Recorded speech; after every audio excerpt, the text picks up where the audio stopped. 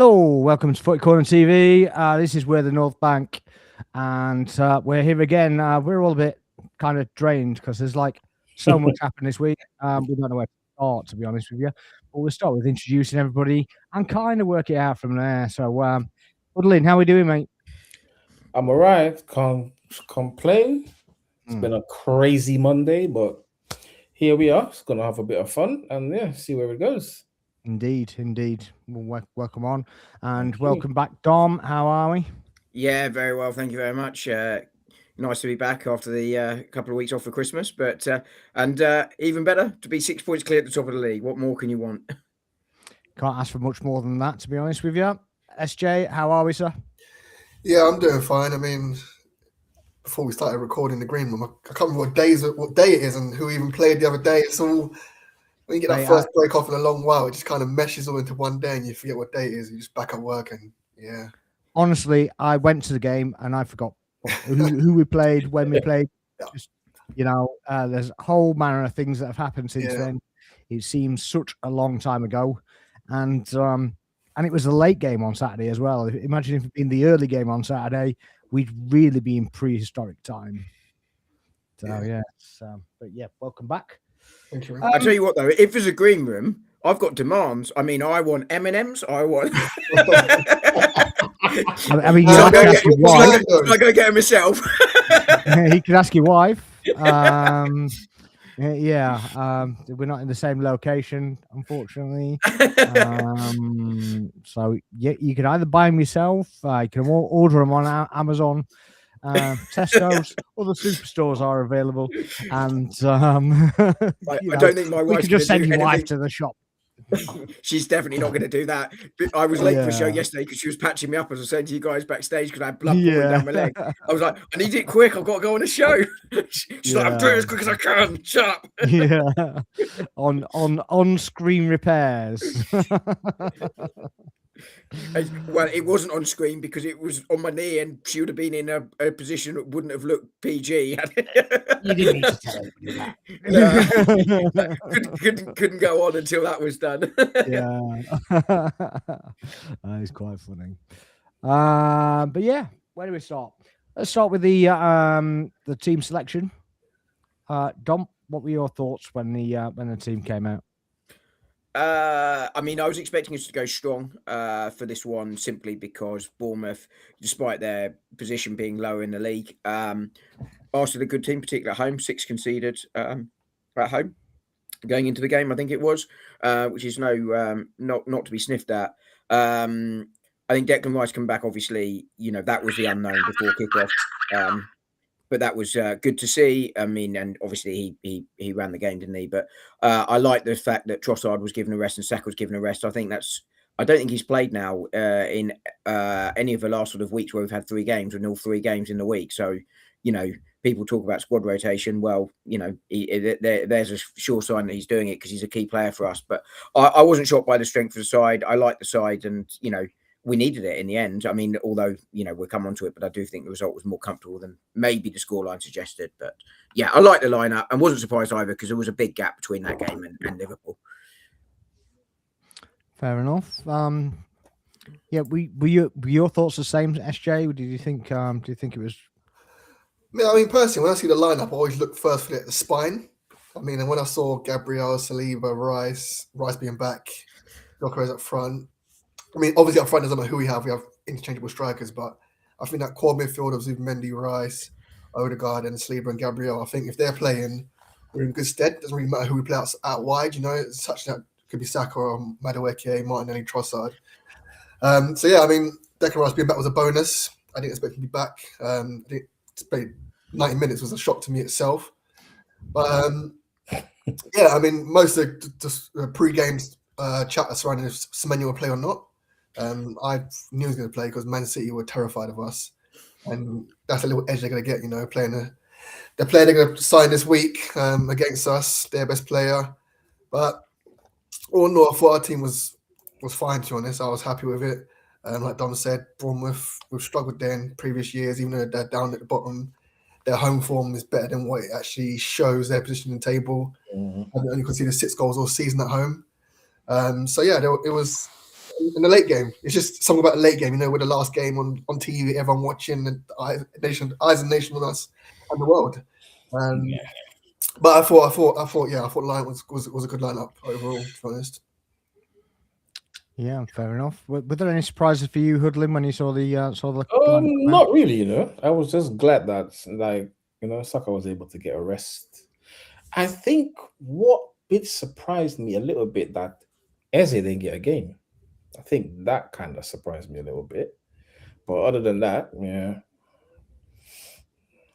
my thing was just like I said in the previous podcast, just don't lose. Let us just go there, do what we need to do early. First half, we were a bit, but then passive, weren't we? Yeah, second half. Who would you drop for Eze? Just out of curiosity. That's a good question. Martinelli. You're only I think Martinelli. Yeah, you're only. So you think Eze's future is possibly on the left hand side as opposed to being in the middle because Odegaard's kind of. Well, the way Odegaard is playing at the minute, would you really drop him though?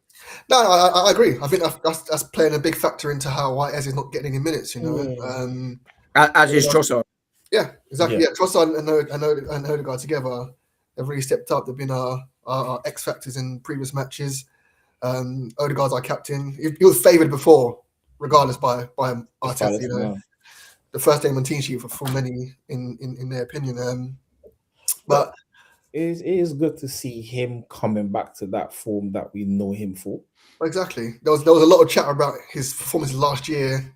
The baby, the old baby not getting sleep. Yeah, not getting sleep. It's not just him though. A lot of players had babies last season. I know. I'm just saying what they were saying. He wasn't fit. Let's be honest with ourselves. He wasn't fit. He wasn't over his injury. He was trying to work himself back into a game, and maybe with kind of his kind of build and the way he moves around the pitch.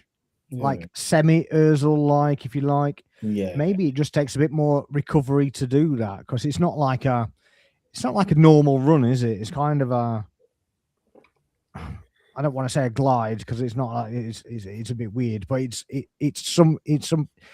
between a run and a glide, isn't it? It's not really kind of running as such. It's more like a skipping on the surface. It's a bit odd. So I wonder if you have to be a bit fitter to run like that. I don't know. I've never done it, so I don't. Last season it was the ankle injury, wasn't it? And this season he hurt his shoulder, so he had lower and an upper body this season. So twice, didn't he? Yeah, I think that injury at the start of the season probably helped his ankle heal, give more time for his ankle to heal, get a bit better. So in a weird way, it kind of helped him to have a little bit extra time to heal the ankle because his technique on the ball seems a bit more better. He's striking through the ball with more conviction. When previously it seemed like he was a bit hesitant in putting pressure or any kind of like power into his shots or passing.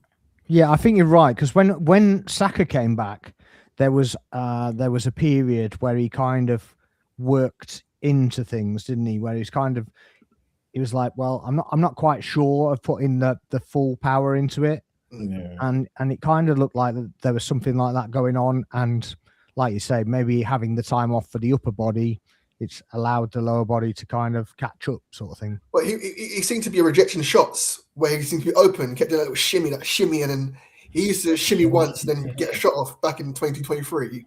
But it seemed to be when he had the injury, he was taking the extra touch. Yeah, and that seems to come back, hasn't it? Yeah, doing the extra fake. But obviously, we saw against Brighton, we spoke about it before, that shot into the bottom corner, was like the Odegaard of old. Yeah, I mean, I think when he was shooting before, he was like, he was shooting across the ball. He wasn't really putting any pace in it whatsoever. So he's basically almost chipping round the ball to try and get plenty of action on the ball, but no real power into it. So I noticed that quite a lot, to be honest with you. It was almost a confidence thing as well, wasn't it? Sort of, the injury happened, he was rushed back, has the baby, which has an impact. I know he's not the only one, but it has an impact on his sleep and therefore his recovery. We don't know what circumstances are for him at home. And then I think he just hit poor form and then he lost his confidence. And I think it was just a chain reaction right the way through. Whereas I think he's just found his confidence back both in the ankle and in himself this season, particularly since he came back from the knee injury. And I think we're starting to see the best of him again. Yeah, he even looks a lot fitter this season as well, though. Yeah, it really does. He looks like he's started back to enjoy his football as well. Then I think it might just be me, but qualifying for the World Cup kind of really gave him my extra boost as well, because now there's something to look forward to in the summer as well. Yeah, I mean, what an achievement for him and Norway, obviously. Yeah. But do you think Zubimendi's had an impact on him as well? Because I really do. Yeah. He moves that ball quicker than Zubimendi's predecessor, and I think that really helps. It gives him that extra second. You know, he finds and drifts into that space, and I think Zubimendi finding him faster. You know, Arsenal, I think, are top for through balls through season, maybe second. They're quite way down on the number of chances that creates them in terms of shooting chances. But I just think we're moving the ball quicker, and I think that really helps Odegaard because he's such an intelligent player. Yeah. And Zubimendi covers a lot more ground as well. You know, I think he trusts him a lot more as well. So when he actually comes back from, to receive the ball, he feels more confident that he's actually going to get it, and he doesn't have to manipulate it before he moves off. Yeah. So I think because Zubimendi would like to receive it like that, he knows to lay it off like that rather than what Partey was doing. You kind of fumble around with the ball a bit and then just kind of there or thereabouts will do, and then he's got to come and receive it and then control it and then go. Whereas the way he's actually receiving it now, he doesn't really need to control it. He's already there. He just has to drag it into his path. He seems to do that quite a lot. I think that is a key factor in it, isn't it, as well? I think what we lost from Partey was that physical presence, but what we did gain was that sort of class on the ball, and I think that suits us much more. Yeah, because we've got other physical players around. Yeah, I don't think you need a physical player in that position. I think the centre backs make up for the physical presence. Yeah, the same with Rice as well. When he comes in and helps out, he's got the physical presence for it. Hincapié, I mean, he loves it, doesn't he? He just loves getting in somebody's face and just giving a good old scream at somebody, and it doesn't hurt that he's it's another South American or whatever that's I love his passion is second to that. But it seems to happen a bit more if it's if they're on the South American side of things as well. He just puts a little bit more effort into his screams. Watch this space though, because remember the last international where they played Argentina, he had a massive scuffle with McAllister. They had a proper coming together in that international game. So did they? I mean, yeah, they did. They really did. Ain't the guy that he was last season anyway, to be fair. So Khalid says, evening fellas. Evening Khalid, thanks for joining us. If you are in the stream, please make sure you're hitting the like and subscribing to the channel. We're pushing for 500 subscribers, so please make sure you're helping along with that. I'll make sure that all the other channels are in the chat as well. I think I'll in the description rather. I did put them in there, but I don't think it's saved, so I'll do that. Make sure it's done for next time. But yeah, make sure you're subscribing. I'll put all the comments in put the other channels in the comments, and then if you subscribe to those as well, that would be great. Yeah. The game itself, I mean, we've kind of touched on the midfield control was kind of a bit lackluster in the first half. I will say that I went to the game and I watched it in the stand, and it looked far worse live. Game of two halves. Yeah, but what I was saying is it looked drastic the first half to us. We're in the corner, but it's like along the side of the pitch rather than on the end or the corner. So you're kind of seeing it, and then you're kind of craning round to see round the rest of the stands. So it's not the greatest visual perspective, I would say. No, it's not. But I would say once I watched the replay, because the Sky do the game of the day and then they do the replays and whatever. I watched the rerun of the game, and it didn't look half as bad as what I thought it was live. So, what were your overall takes on the game itself? Was there that much difference for you from between the first half to the second half? Second half was a drastic improvement. First half, we were a bit slow. I think during like the middle part of the first half, it looked like we kind of run out a bit of ideas, like how to go forward, what to do, lack of runners. But yeah, I think second half, and with that lapse of concentration with Gabriel there, like it. I didn't see that part because I left the room and my son was just started screaming. He's like, "You need to see what had just happened."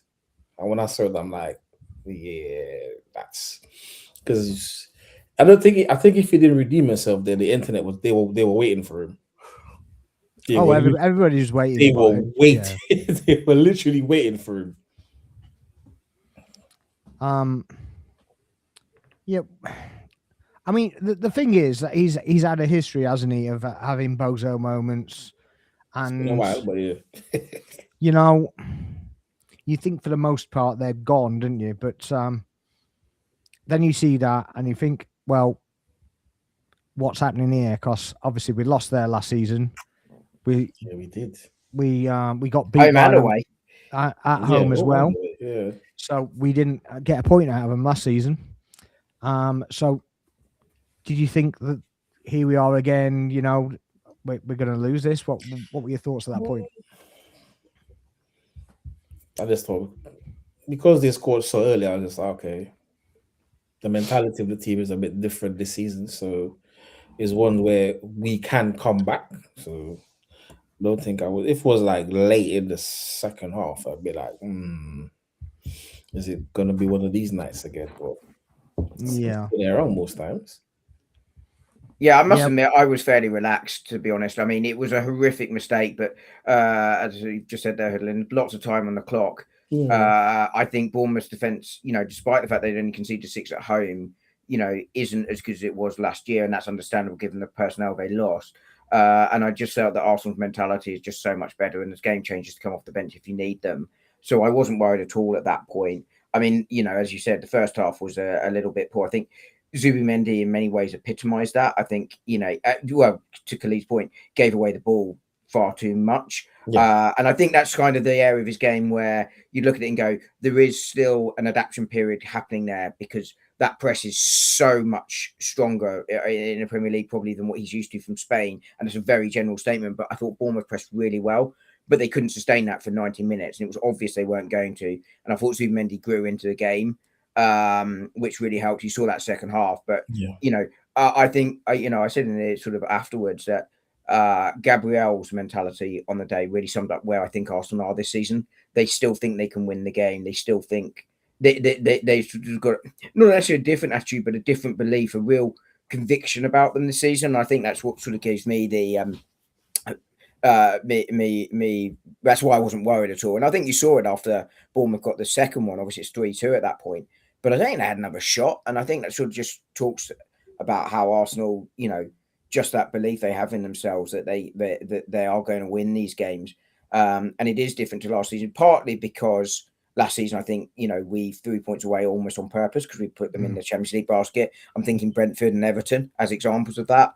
Because they're always a two. And sending off at Bournemouth, yeah. Yeah, well, but so I think some of the narrative from last season about us struggling in these games is a little bit false because we had a load of injuries, and therefore when we heavily rotated, we were rotating for players out of position. I think Tierney played on the left wing at times, and actually we were clearly holding things back and playing at a lower intensity than we would if there was something on the line. But I wasn't worried at all. But there was that difference in the first and second half. I think Bournemouth's intensity dropped, our intensity gained. And I think the other thing I'd just say, sort of in general terms about that first half is Arsenal keep starting games really slowly this season.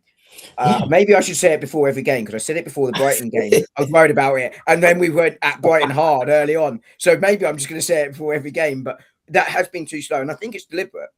So I think the game plan is let's control the game. Let's make them chase the ball around early and we're going to go and hit them hard late. I'd almost rather Arsenal did it because you look at City this season, they take the lead early in games quite often. I know they haven't so much recently. And then they can sort of not coast through the last 20 minutes, 30 minutes, but they can manage the game and rest that way. Do you not think though that that's what he's worried about? Because a lot of the time when the game's gone on and on and on, and we're only a goal in front, for example, things like happened to City happened to us the season before and the season before that. So I think that's exactly what is behind it. But I think the think difference this year yeah. is that actually you've got the game changers that can come and do that if you need. Yeah. And therefore you're not relying on Saka to do 90 minutes or someone, because you can bring Madueke on. I think it was really understandable when we were missing attacking options because they were injured early in the season. I don't think it's quite so much now. That said, we're not getting bad results from it either, you know, and it was always coming that we were going to start scoring goals again. The eye test said it and the stats said it. I said it just before the Villa game and it happened then. I didn't expect it to happen against Villa, but it was always coming. But I do think just a little bit more intensity early on would be my quibble, but results are what they are and they're quite good. So, you know, who am I? Yeah. SJ, do you think the scoreline flattered Bournemouth at the end? Or do you think it was fair? I mean, given how they got their goal, you say probably so. I mean, we threw one in the first goal we threw in, open goal. And the second one was an XG that we normally, that's what happens against us. You got to score worldies to get past us these days, you know what I mean? Yeah. But it's a good finish. We're conceding worldies, though, to be fair. Yeah. I mean, yeah, it was a very good finish, to be honest. You know, he's a very good talent, that Krupi. Yeah. But I mean, I saw people saying Raya should save it, but I just don't. Yeah, I don't think so. He wasn't saving that. Let's be realistic here. Basically from where the away end, I was basically behind the strike and granted a long way away, as far away as you can be when you're by the side of the pitch, I suppose. But it's quite the actual stands close to the pitch. Yeah, and you saw the ball loop. And then Raya kind of dove. I don't think anybody's saving that. Yeah. I mean, I've heard people say Donnarumma says it, but I mean, Donnarumma's I don't think so because I think it's that good a hit with the bend on it. Secondly, he's taller. What do you want Raya to do? Grow. Thirdly, if you replace Donnarumma with Raya, I think you lose a lot of what makes Arsenal tick because Raya's much better with his feet. So, which kind of goalkeeper do you want? I think Donnarumma has been perfect for City this season. He's kept him in a lot of games, a lot of big saves. But equally, I think they lose the passing out that they had from Edison, and I just think Raya suits us. And they're coming from corners. Yeah, well, exactly. Exactly that. And ultimately, Donnarumma probably saves 3 goals a season that Raya doesn't get. But how many does Raya save because the shot doesn't even happen because of what he's done? Yeah, you know. Yeah. So I just think the criticism that Donnarumma would have saved it. As I say, I don't think he would. Secondly, he only saves it because he's 3-4 inches taller. Right. Yeah, I mean, even still, I mean, because Raya's smaller, he can get a bit more of an arc on his actual jump. Where that saved the other day. Yeah, exactly. Where Donnarumma has basically got to go low and then up. Raya goes over the top and down. So I think Raya saves more than his fair share, to be honest. Oh, I agree. I think the criticism was ridiculous. Yeah, I can't. The one against Brighton, I was literally standing right behind the goal. I don't think people understand how amazing that save was. When you see it live, and especially for where I was, like, yeah. But I even thought that was definitely going in. It was going in for sure. It was absolutely going in. Unbelievable save. Yeah, I mean, I didn't get the full, because I'm on the corner, so I didn't get anything from the actual angle. But I'm watching on the replays, it's ridiculous. Yeah. And even when I saw it from where I was like, "There's no way saving that." Just telling Bournemouth. I think in the first half they did have a few half chances. Another they could go in. I think Tavernier had a couple of chances, and not right at start of the second half, David Brooks, he got in. We had a bit of a brain fart on a halfway line, kind of set the ball down for them and let them take a quick free kick, and he was through 1-on-1, kind of dragged his shot wide. But if that hits the bottom corner, made me angry. That did. Yeah, it was a bit. It was odd because we're normally switched on in those kind of situations, but Saliba kind of switched off. Timbo's out of position. Yeah, especially when they've done what they were doing the whole game. The whole game they were literally stood in front and then really slow to retreat and basically just buying time and whatever. and then we just let him pull the ball down and run off. But did you notice though that the ref stopped us playing a free kick, a quick free kick? The free kick before that, he actually stopped us. He literally stood in front, put his arm out, saying you can't take a quick free kick. But then he didn't do it for that one. Nope. So I was like, okay, well, that's a bit odd. Why are you stopping our quick free kick, but you're letting their one go? Yeah. And I think the ref, not just for Arsenal, I think he was terrible the whole game. You know what? No, just trash. Not just with Arsenal. I think the refereeing for the weekend gone throughout a lot of games it was horrible. Yeah, Like, I mean, the Liverpool one's just crazy, isn't it? It was like, and as I always say, all we're asking for is a little bit of consistency. You know, They just can't do it though because they just change rules to suit themselves, don't they? That's just I mean, don't worry though, because Chris Kavanagh's just been promoted to the elite list. So I was like, yeah, he's bound to have a howler now, isn't he? He's bound to have a. That was a genuine. I was trying to think of. I was trying to think of how many sort of big decisions he got right, and I don't think he got any right. No, there were two corners that they got. That weren't corners. I think there was another corner that they didn't get. I think it was pretty much the same way round. I think they were just guessing the whole thing. Yeah. But yeah, he's just made the elite list. How? You tell us. I mean, he wasn't allowed to do Arsenal games not so long ago, and now he's back on the elite list and he can do whatever he wants. So yeah, Jaden says we'd rather make the mistake against Bournemouth than at the Etihad. Completely agree with that. Daniel says, "Evening, gents. Evening, Daniel. Evening, good, Daniel. Man." And he also says Kavanagh is trash. Well, according to the PGMOL, he's elite. He's elite. He's elite. He's elite. I would love to know how they have arrived at these decisions of who is an elite referee and who's not. Do you know who's refereeing the Liverpool game? I don't want to know. Anthony Taylor. Yeah. Mm-hmm. So we know that's going to be at least 9 or 10. No. I don't even care about his personality and all that stuff. What I care about is that he's also he did home and away last season. Yeah. And did he? Uh-huh. Yeah. Yeah. I think that said though, last time he refereed us earlier this season, I actually thought he did a decent job. Which one? Chelsea? Until Chelsea. Yeah. Fulham or Chelsea? No, I forgot about Chelsea. Chelsea one where he was dishing cards. I forgot about that one. I meant the one before that. I mean, the only thing that made it, the only thing, yeah, it was Taylor. Yeah. No. Do I mean Anthony Taylor? He was the one that was banned from refereeing for a little while. Was that Taylor? Banned from refereeing? From us. Banned from us. No, that was Kavanagh. It's Kavanagh. No, there was another one as well. Well, maybe it was Kavanagh. Yeah, forget that. Ignore that. No, Kavanagh was banned from refereeing us. I think Tierney as well was actually. I could say I thought it was Tierney as well, yeah. I mean the one that sent off Lewis Skelly. Oliver. Oliver. Oh, yeah, Oliver. Yeah, I've got Taylor and Oliver mixed up. Yeah, Oliver. I thought Oliver actually last time he refed us had a decent game.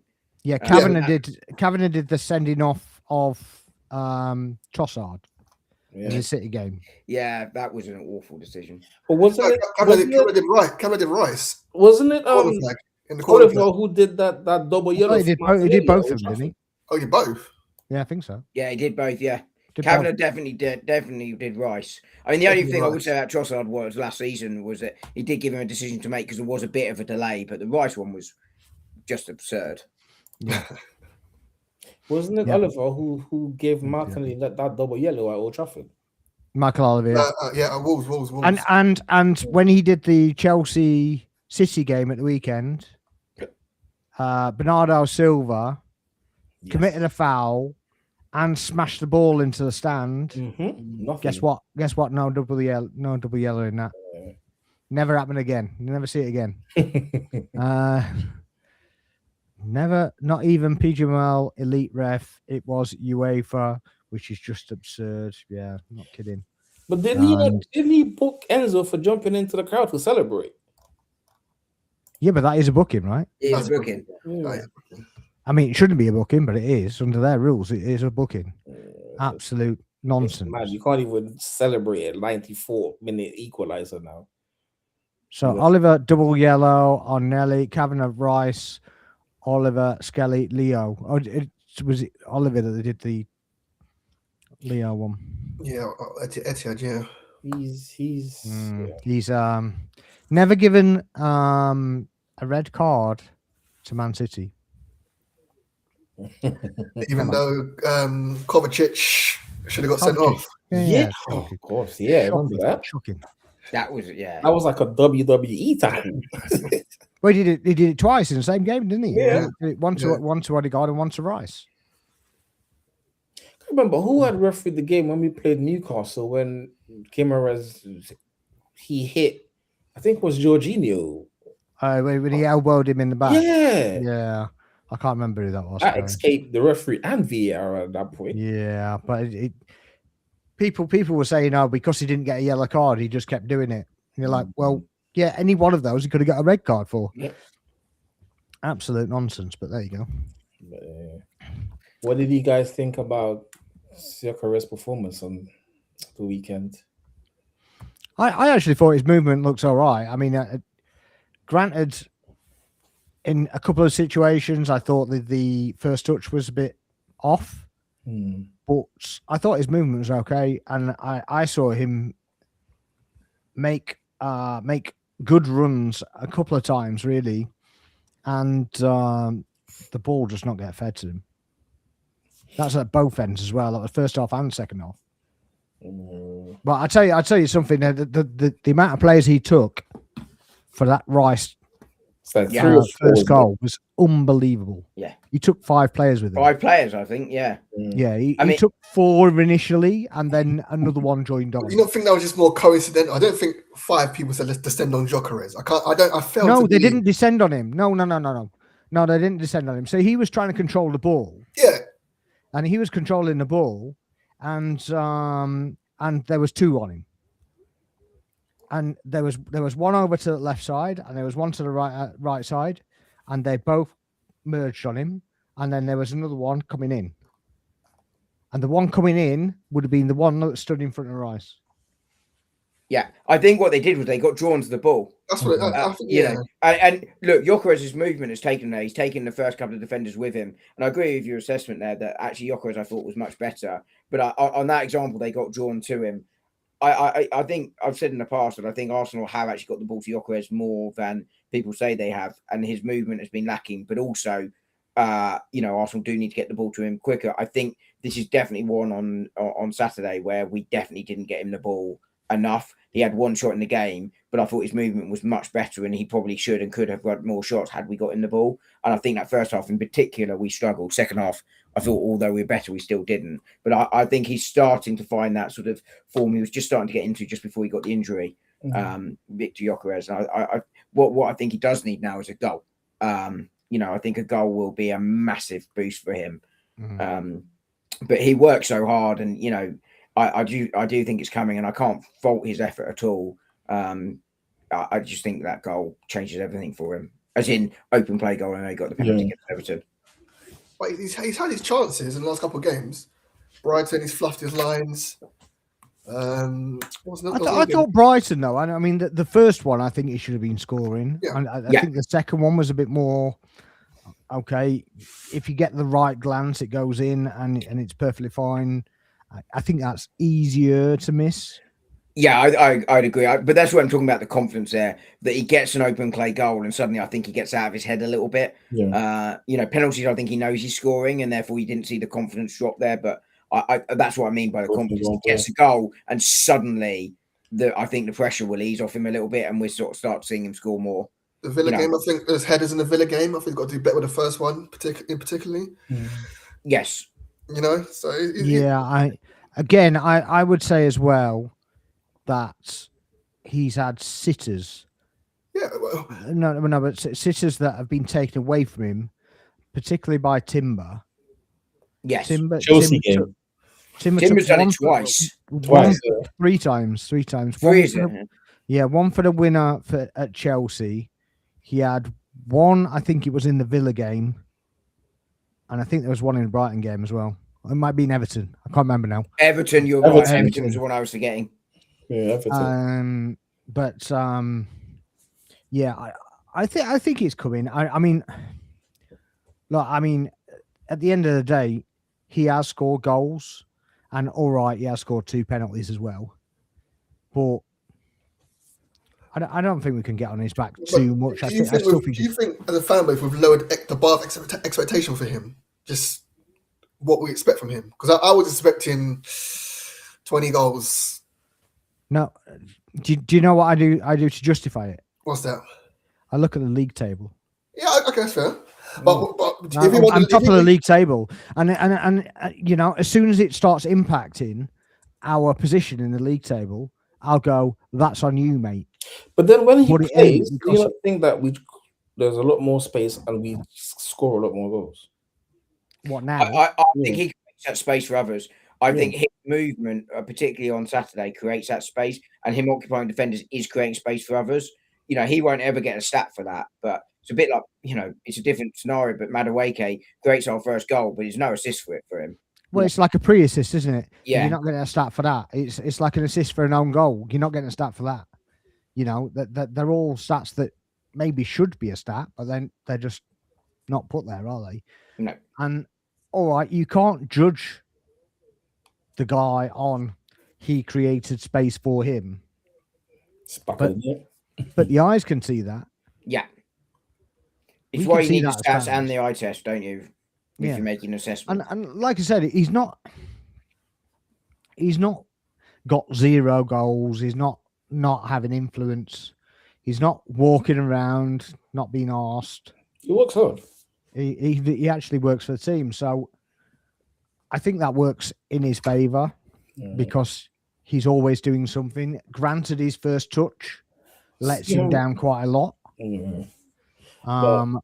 But again, I think that's a confidence thing. That's something that actually comes when you've got a couple of goals, like Dom said. You've got that, and it's just like, right, okay, well, I can spin him now. I can just run inside or whatever. Because I don't think he spins enough. I think it was the last stream we were on, and yeah, I was a centre back, and I want a striker to go shoulder to shoulder with me all day long and twice on Sundays. You know, because I can shove him off, I can do whatever, and I think he does that too much. Or he'll be like half a yard off you, and he'll stay on the same track. Yeah, it's a little bit predictable. Yeah, he is predictable because I think what it is, because his acceleration is bad, he doesn't want to stop and start. He doesn't want to turn on himself. And I think that's what he needs to do, because he hasn't. I wouldn't say he has to learn that, because I'm sure he knows it already. Yeah. Right. I'm not one to tell him that, but that's something that comes with confidence and knowing the league and knowing everything else. If you literally send somebody down a blind alley, literally stop and turn on them, they're gone.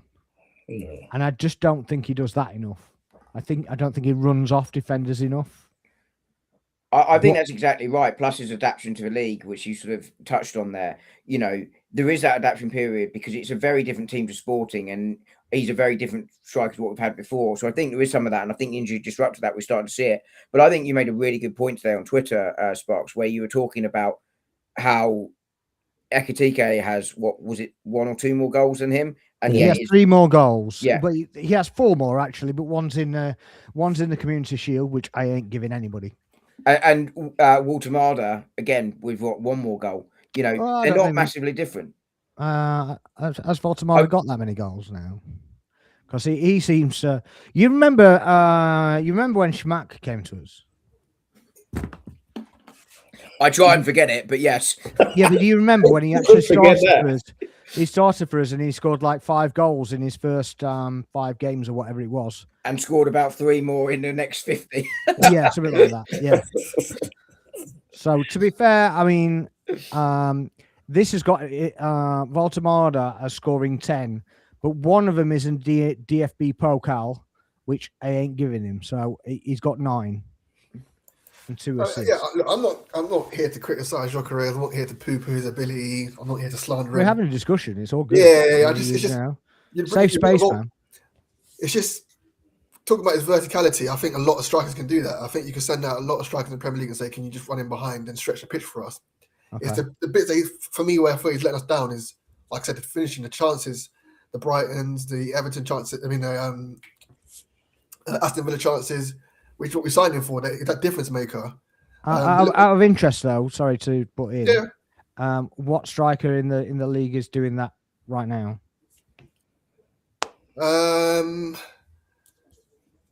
Not many, but I'm not going to compare him with other strikers in the league because he's You just did. You literally just did that. You literally just compared him to other strikers in the league. No, I'm saying. No. Wait. Back up. Right. Don't go on full defensive until I've just right. You literally just said that any other striker can run in behind, make space for others, right? But I asked you to name one, and you didn't name one. So. That's scoring goals. No, he got Thiago at Brentford. He's doing it. Thiago at Brentford. Okay, yeah. I mean, obviously that's a completely different scenario, but yeah, I'll give you that. Who else? You said plenty of other strikers. You give me one. I'm not trying to trip you up. I'm just trying to make a point. Haaland. I mean. 3 games went missing, but go on. I also think, to be fair, there was only one Haaland, right? He's a bit of a... Haaland's a robot, isn't he? Yeah. All I'm saying is that you just said that it was the easy part of the job, but you I can compare that to other strikers. Yeah, a lot of strikers running behind. Yeah, you got Beto at Everton. The other striker at Everton, Broby for Sunderland. Beto. They can stretch the pitch. I'm talking about comparing in terms of the finishing, and that's what we've got Jokeres for. And for me, I don't think he's quite doing that to the level that we thought he would do. The thing with a Beto example, right, is I'll just give a name. I know you're just giving a name, right? But I'm gonna tell you the difference, right? The difference is that when Everton play, not everybody is camped in their own half, and he's got some space to run into. Is all the point I'm making there. I think, and Thiago to a point as well. Yeah. That they've got more room to run into, and that's part of the problem that Jokeres is having. I think the low blocks is in Portugal. He can do that running away. So if he signed for Brentford or Everton or that kind of team, maybe. I still don't think he would. I don't think he has that breakaway pace. Fair enough. I don't think he has the breakaway pace. As I said, I think his acceleration, I think is poor. So I think he needs to get going. So once he's got that more space to run into, he's actually quicker by example, right? Because he's a downhill runner, isn't he? You know.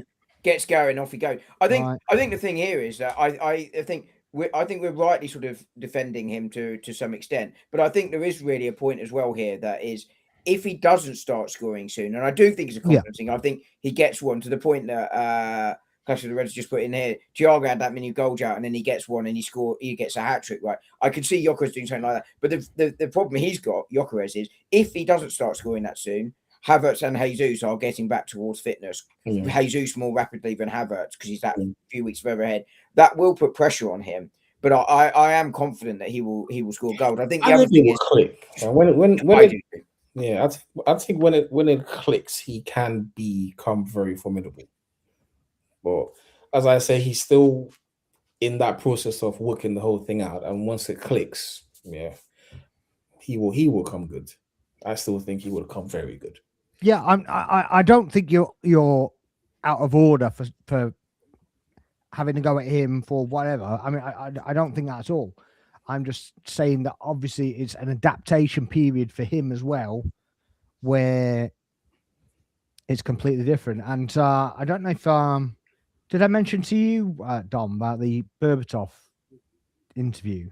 No, I don't think so. Right. So Dimitar Berbatov did an interview on Sky, and he basically said, so he got asked what did he need to change when he came to the Premier League, and he basically said, yeah, you don't get centre backs like that in any other country.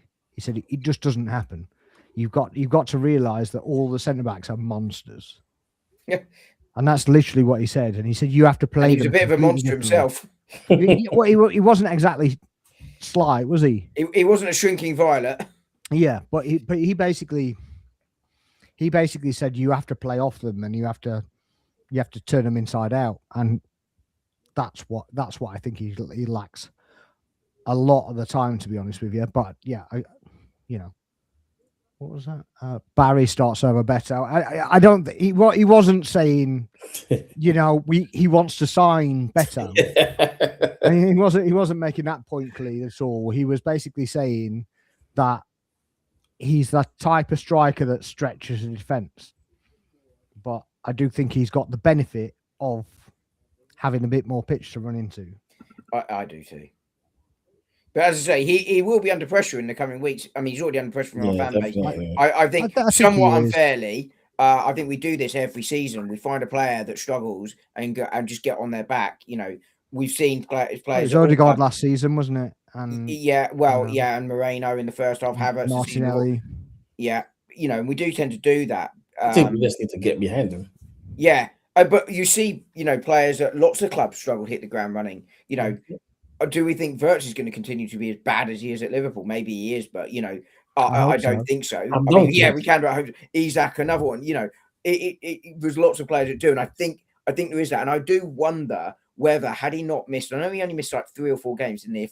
With that injury, I do wonder if he hadn't had that injury, whether we might be looking at 3 or 4 more goals because he was just starting to come into form. We don't know. We never know. It's a sliding door. I think he only missed 2 games, didn't he?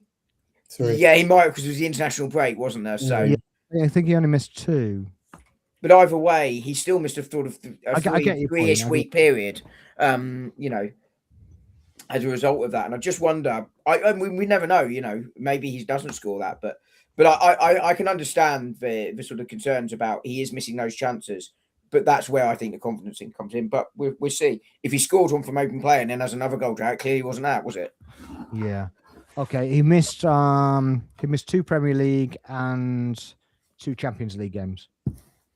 But like you say, it was over the international break as well, so it would have been more had it not been over the international break. So that's I agree with you. I think he needs to be more clinical. He needs to make more space for himself. I don't know. Maybe he needs to. Maybe you just need to start banging them the edge of the box. Well, this is it. This is what I'm getting at. To be honest, it's just we need him to take the ball by the scruff of the neck. You know what I mean? And him just do it for himself. Because we're saying our team not playing to his ability or to his strengths. Sometimes you got to say, I'm gonna do it for myself. Then give me that ball. He's got the strength to hold off players. Just get a shot off. Even if the shot goes way over the bar, just start getting into consistency of getting a yard and getting a shot off. Yeah, like we were talking about with Odegaard earlier, right? But Odegaard's different because he can do it for himself because he's going to get to that position and go deep and pick the ball up. Whereas if Gyökeres is doing that, then I'm thinking there's something wrong. Yeah, sorry, I meant specifically with the shooting. Actually, all I'm saying that SJ was saying, do it for yourself and do whatever. Well, he's not going to get to that position to go and fetch the ball to go and shoot on the edge of the box. I think he's shown a few glimpses of where he's got the ball and just beat a defender, especially a couple times in pre-season. Obviously, the Leeds goal.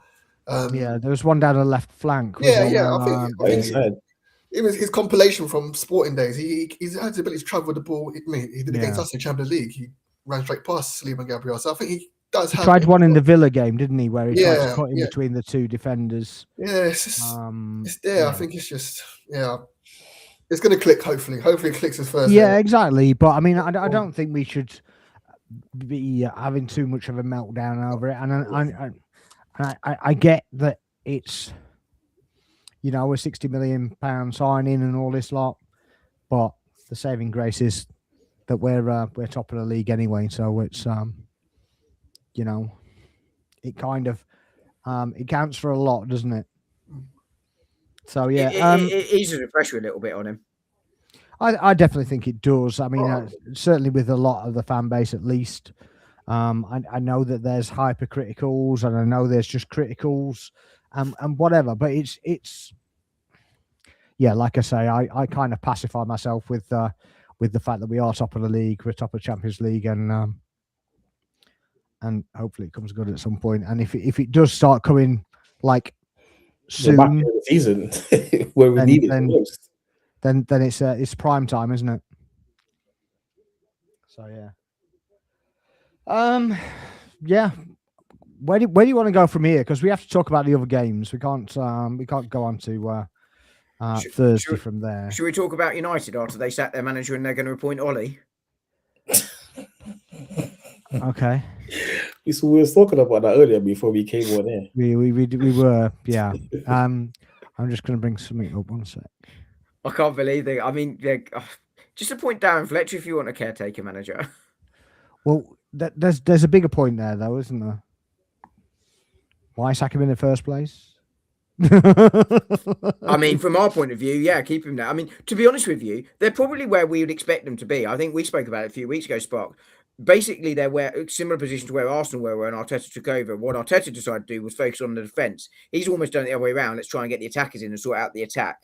I think the difference is he was slightly stubborn with a system that clearly isn't working, doesn't have anywhere near the personnel for it. Yeah. Whereas Arteta was like, I want to go to the system we have now, but we started off with the 5 at the back because it suited what we had.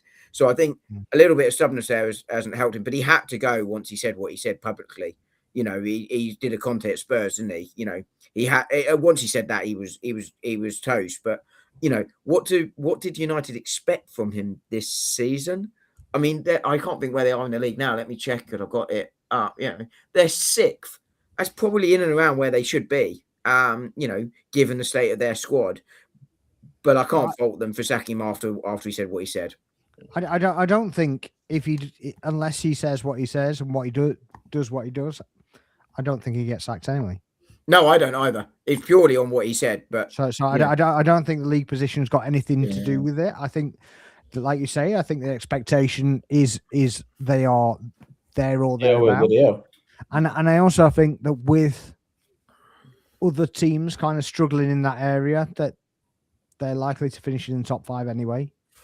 They could well do, but I think there are some United fans that are saying that he, you know, deserved to go from their performance this season where they are in the league table. I don't understand that. Yes, it's not entertaining, you know, and I think Gary Neville made the point. I'm almost at the point where I just want to be entertained for the season because we're not going anywhere. But actually, you need to. Spurs did that, didn't they? Well, exactly. That? And he kind of undermined himself and said after he said, but ultimately, I know that doesn't really lead to success. It might pacify me in the short term. He said that's not really the answer, and I think he was right there. But you know, United are where they should be roughly this season. Yeah, and it's improvement from last season, right? They couldn't get worse unless they went down, but no, but obviously, you know, their ultimate goal has got to be getting European football, and they're on course. And they're on course for that. So they need to get in some guys or another, otherwise they're not. They're going backwards, aren't they? But it's like a weird question. But do you think in the future we might see, because you know, obviously Amorim will get a payout for being sacked if you quit. 15 million quid, apparently. Yeah. Do you think you might see in the future a club like take legal action? Because obviously he's bringing the club into disrepute with what he's saying, and you're putting the club in a position where we have to either get rid of you or just let you run your mouth in the media and do nothing about it. You know, my problem, right? Put it into their contracts or something like that. Yeah, it probably isn't there, but do you think there'll be a club that exercises the actual thing and say, look, we're not paying you out because you're literally publicly shaming the club? We sacked you for breach, as you say, for misconduct, essentially. Yeah, I think they should. I think the problem is it worth all the drama that comes with it? Yeah, true. You know, but I'll give it a go if I was in Manchester United. You know, because Maresca was similar. Maresca was similar, wasn't he? He was trying for weeks. He was begging to go. The problem with it is what happens with it trying to attack the new manager is if I want out, that gets rid of it. I think that's why clubs don't do it. But I don't think they should be afraid of that. Manchester United's still a big club. They can still attract good managers, not necessarily the top level managers, but they can still attract good managers.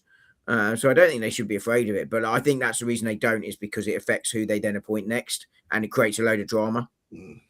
Yeah, I think for both of them, really, I think they were both yes men, and I guess all managers are to a certain point. But I think as soon as you bring the club into dispute, whoever you are, I think you've got to go. Conte did it, didn't he? And Mourinho done it about 20 times. Yeah, but he wins the league now, Sparks. Oh yeah, apparently, according to your mate, Mourinho wins as a league. Yeah, well, does it now? Yeah, someone on my Twitter, yeah. Yeah. The thing is, can't explain why, obviously, but the thing is that he thinks that we're not going to win the league from the position we're in now. So now he does. Oh, does he? Oh, he's a flip flop then. Yeah. I don't take it seriously, to be honest, because it's the only way. But yeah, but Jose Mourinho he causes mayhem wherever he goes, doesn't he? But as you say, it's not a good look for those managers either. But I do understand why they do it, because they get the payout and they get out and they can go somewhere else because they will get another job. Yeah, I mean, I just the thing for me as well is I think that some of the managers taking the rap for the wrong reasons, because the sporting directors are there to help them get their goal, sort of thing. I mean, Chelsea, we know is a bit of a debacle with the player side of things. You know, you're not going to get the guy that you want. You might get the guy on the C list that might become the guy you want, but whether they'll actually make it to that point or not, given that they don't really have the time to develop, is just a bit crazy. So I think that, like the likes of Maresca, Amorim, I think were given a bit more time and a bit more scope, because they know what's happening inside as well. And I personally think, from our point of view, since Edu's left, then we're a bit more serious. Yeah, I think the club, Edu, to some extent, I think helped us sort of climb up, but he went beyond the level he could do, or, at best reached the level. He reached the level, and, the next level was beyond him, and I think sometimes clubs need to do that. You get a manager that improves you, and then you need to go to the next level, like with players, and the same applies for sporting directors. But I do think you've got a point that sporting directors often don't carry enough of the can. I know United sacked what's his face, that Ashworth, didn't they? But that was a disagreement with the board over direction. Yeah, he hadn't even started, had he? But not really. But there was the one. Was it Woodward before that got through? I don't know how many managers he stayed under. Yeah, so it's not. He wasn't carrying the can at all. So and then you got Postecoglou, who went at Forest, who should never have been appointed. That was always that you got, and I know, in fairness to the owner of Nottingham Forest, he's looking at Edu's position now and going, is he the right guy? Because actually he's got that appointment so badly wrong, and it doesn't look like it's going well for them. And they're currently, unless it's changed, they're losing to West Ham. In fact, they're losing 2-0 to West Ham. Yeah, it's 2-0. Is it 2-0 now? Yeah, Somerville just scored.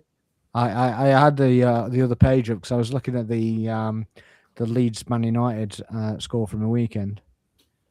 So we play Forest, don't we, next as well? After Liverpool. Liverpool, yeah. One of 4 away games in a row, isn't it? 4 away games in a row, yeah. So we've got to have 4 away games in a row in the space of we've got Portsmouth, 10 days. Portsmouth, Forest, Inter Milan, and then who's the other one? Chelsea. Chelsea. Yeah, Chelsea. Yeah, 4 different competitions, isn't it? Yeah, that's the that's the League Cup, isn't it? That is good. That should be completely honest. I mean, this could be this game itself could be a sacrilege. Got chalked off. Just been ruled out. Just see it. I don't think Dyche will get sacked, by the way. No. I mean, Forest look absolute amateurs if they do. I also think he's a good fit there, but you're picking up if you're the third permanent manager in the season, and you're taking over before Christmas, you're inheriting a mess. I think Sean Dyche will, and there should be enough quality there for it. The problem is for them is Leeds are starting to get away, and you'd have thought the similar about West Ham with Nuno. So who is going down at the moment.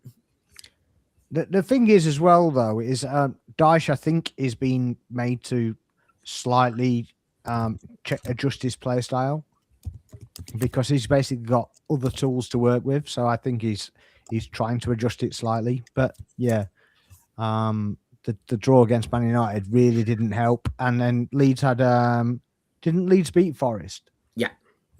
So yeah, that certainly didn't help their cause. So that basically the 4 points that they have clear now came in the last 2 games. So yeah, and they're going to have to do something about it, and they better forget doing it against us. Because, I mean, right now Forest are only 1 point ahead of West Ham. So, it's 1-1. Yeah. What's that? Is it 1-1? No. It No. hasn't updated my. They're 1 point ahead of West Ham in the table. So West Ham got 3 points on the. Yeah. So the live table has West Ham on 17 and Forest on 18. Okay. Can I just ask everyone to show me their reactions when Enzo Fernandez scored the other day, just against Man City? What? I'm not going to show you because I'm It's PG. No, I'm not doing it purely on the basis that I had to get 3 showers after it. Oh, it's actually 1-1. So it's 1-1 in the West Ham game. Sorry. It is 1-1. Yeah. Is it? Yeah. It is now. Yeah, it is Dominguez 1-1. has scored. Yeah, it is. Just after You podcast. just said 1-1. 1-1. Mr. Arsenal podcast says, it's 1-1. Yeah, it is 1-1 now. Yeah, welcome my in, stream's a bit Ryan. slow Nice updating. to see you, mate. Nice to see you. Guys, if you are in the stream, please make sure you're hitting the like and the subscribe and sharing the live. Any comments, chuck them in the chat. If we're doing it live or recorded, either way, stick them in there and we'll get to them when we can. The equalising goal from Enzo. I mean, they could have had one before that as well from Neto. I mean, Neto. He could have scored at least 2. He could have created at least 4. Yeah. He just literally he was. I think he thought he was playing for City. It was mad. He wishes he was playing for City. I'm sure he does, but it was like every single kind of through ball or run that he was supposed to be making, he was like, he just stopped, and it was like, "Are you okay?" You know, there was a number of chances helping your team here. What's that? Chelsea found themselves like it was remarkable because Rodgers was on the pitch at the same time, and there was like 3 or 4 times when it was like 5 against 4, 4 against 3, and Chelsea it was just going straight down the middle. And I thought, wow, you know what I mean? City are pretty easy to get at this point. Yeah. Obviously, they had their defensive issues. Who hasn't had those issues? You know, we're the king of the issues defensively. We've got to get on with it. So, someone's sitting there. Some paralyzed. Yeah, it was terrible. He's finishing, but yeah, the draw. I feel it's just a great result for us. You know, like we said, backstage, it was a great weekend overall. But yeah, I think we're going to talk about Liverpool after, but just being 6 points. I mean, do you not still think Villa in the title charge? I mean, title and race, or no? Okay, no. I think they were on a typical. I said it at the time. They were on a typical Emery run. Their underlying numbers weren't great. Their goal difference isn't brilliant. I think I think they've got a real shout for Champions League. Obviously, yeah. I know you can't write them off mathematically or anything like that at this point. I mean, technically, you can't write anyone off mathematically, but you know what I mean. But I just don't think the squad depth is there, and I think it will bite them in the second half of the season, particularly European football. I know they played in the first half, but I think it will catch up with them. But you can't fault the job Emery's done there, though. He's done a really good job. I know he's had money to spend, but he's done a good job there. I don't care about having money to spend. when everybody throws that stick at Arteta for spending £1 billion, Still got to spend it, right? Who gives a shit? He's got £1 billion. I wish he'd just spent it more and sooner. Do you know I think it's what it costs these days to build yourself a squad like that from where you were. That's reality. If we could have afforded 2 more players for last season's campaign, maybe we win it then.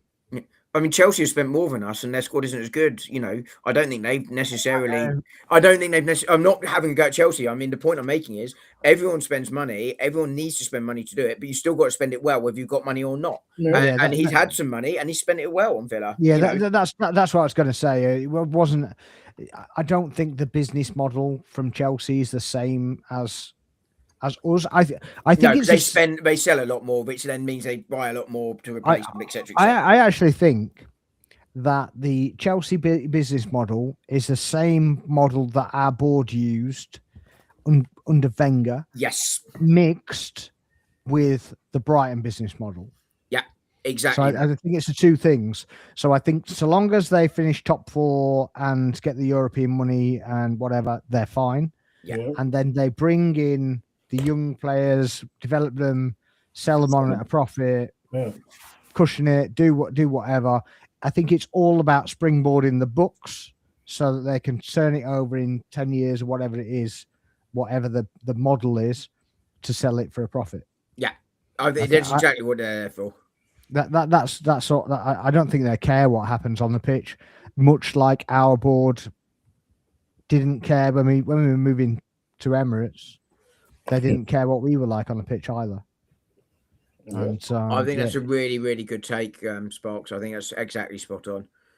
But a lot of people don't take that into account. That you haven't won anything for 20 years and this, that, and the other. And you're like, well, yeah, our owners didn't want to win anything. They didn't care.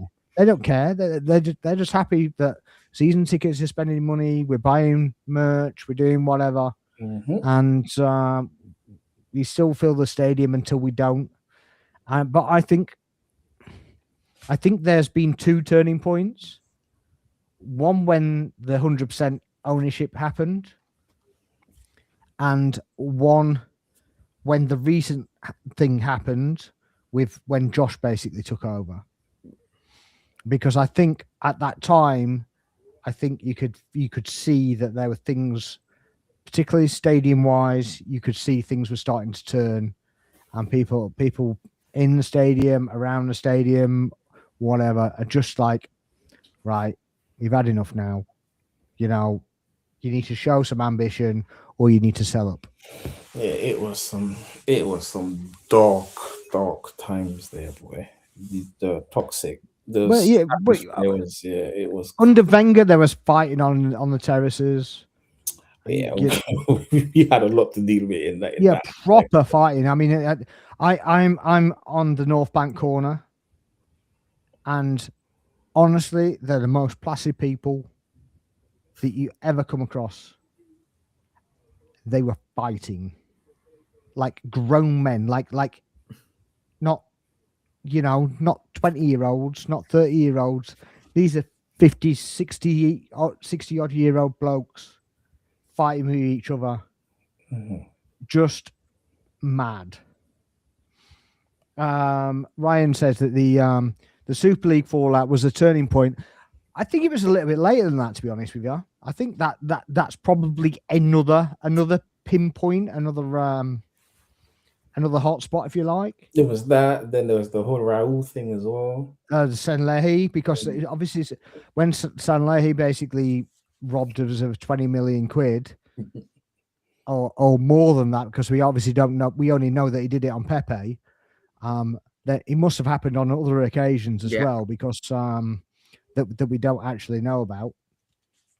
So at that point, we're run by lawyers, and they're even more wary of whatever, if that's even possible with bloody lawyers.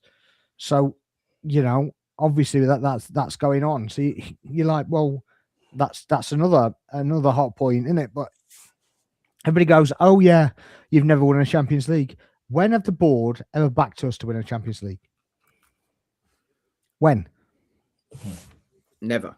I mean, the reality. I mean, in some ways, Arsenal are what football should be about, which is running it in a sustainable way in terms of to make sure football continues for after we're all gone. But equally, there's been chances to invest beyond what they have with it. The rules didn't exist to the point they did now. You could have gone further and still been sustainable. I think this is really the first time that we've seen investment on the level required to win a Champions League, and they've done it within the rules and the model that of self-sustainable as much as possible. But this is the first time we're in a position, I think, where we can win the Champions League. I know we made the final before, and that was a phenomenal team. But I think a lot of credit goes to the players and the manager, for that. But this is significant investment to get us to that point. But it's never happened before. Yeah, I mean, even when we kind of not fell upon that squad, but when that squad was built by Wenger and added to, great job by the way, but fantastic job with the money that he was allowed, but he became, I don't know, he became his own worst enemy, if you know what I mean, because they hid behind him in the end. Because he was so good and he was getting us into Europe and doing whatever, they basically hid behind him and basically went, well, you get us Europe anyway. It doesn't matter, does it? We'll get that money. We're happy with that. We've got the season ticket money. We've got everything else. We don't. As need you just to said put about Chelsea, I think that's their model now. Exactly the same. And I think that is the model. So long as we get the top 4 or the top 5 as it is now. This is another thing, actually. Do you see the top 5? Do you see the 5th place ever leaving England now that we've got the 5th place? No. I think we touched on this last week as well, didn't we? I can't remember. Yeah, we did. I think we said if something drastic has to happen in order for that to kind of happen. Yeah, the thing is, I think it's far away from Saturday, let alone last show. Yeah, I remember we did touch on it briefly in the last show. I think at some point it will, because things often go in swings and roundabouts, but you can't see it in the foreseeable future, to be blunt, that it's coming away from us. But we've had these periods before. We've had these periods before where England were dominant, then Spain were dominant, etc. in Europe. So I don't think we can ever say never, but I can't see it anytime soon. No, I think there's got to be a change in the rules before it goes back, because I just, with the amount of teams and the amount of English clubs we've got in Europe now, our coefficient's not going down anytime soon. No, and that's why I say you can't see it for the foreseeable future. But I think more likely you'll see an expansion of the Champions League to get other teams into it. But I think I don't think they'll change it, because this is basically UEFA's version of the Super League. They're trying to just keep everyone happy, Yeah, I was going to say if they did, it would dilute it massively. And I actually think, funny enough, while I wasn't in favour of the extra 2 games, I think there's enough football, from the players' point of view and how that impacts the product. Actually, I do think this Champions League format has worked quite well, to be fair. I like it, yeah. Do you think it's better than the old format? Yeah. Because you get to see some very good games from the beginning, not have to wait until you go far down into the competition. And it's the fact that they now know that you still got to play, because if you're not within that playoff place, you're gone. So I like the draw. Yeah, I quite like it. Yeah, you can get different teams, and I like it. Yeah. I think the only downside is you kind of know who the 24 are going to be. I think that's the only downside, but you do get those sort of matchups. But I also think that 9 times out of 10, you knew the teams going through from the groups anyway. There was maybe one group you looked at and went, oh, which one's going through? But otherwise, you're like, well, that would be those two. So I from that point of view, I don't think it necessarily changes much. I quite like the group of death, though. The group of death is always nice, because we were never in it. I feel like Newcastle always win. Whenever Newcastle qualified, they were in the group of death. Somehow. Yeah, City when they started, they got it, didn't they? And then it was Newcastle. They got the last one with Barcelona, PSG. I can't remember who was the other one. Juventus was the other one, I think, but they weren't obviously as good as they are as they once were. They're 17th in the table, isn't it? Yeah, they when they went on there, was it 10 titles in a row they won or something daft? It was something like that, wasn't it? But yeah. Yes. Mind you, they were bribing the refs as well, so you know. I mean, yeah, there's nothing saying this country don't. To be honest, it's I guess we'll never know that one though. Yeah, but they've got to be competent enough to do it. Well, yeah, I mean, they managed to hold off charges for like 3-year period. So, I think everyone's asking what's happening with this City thing now. The case has been concluded for so long, and we still can't get like what is happening. It's mad, but I don't think they're ever getting found guilty of anything. To be honest with you, I just can't see it. I think it's they're waiting for people to just forget about it and just issue some ridiculous slap on the wrist or something like that. I mean, they've got to be found guilty, surely, of obstruction at the very least, wouldn't you think? But I mean, I wouldn't be shocked if they weren't. Yeah, but even if it's obstruction, do you think they're not getting points deductions for that? No, no.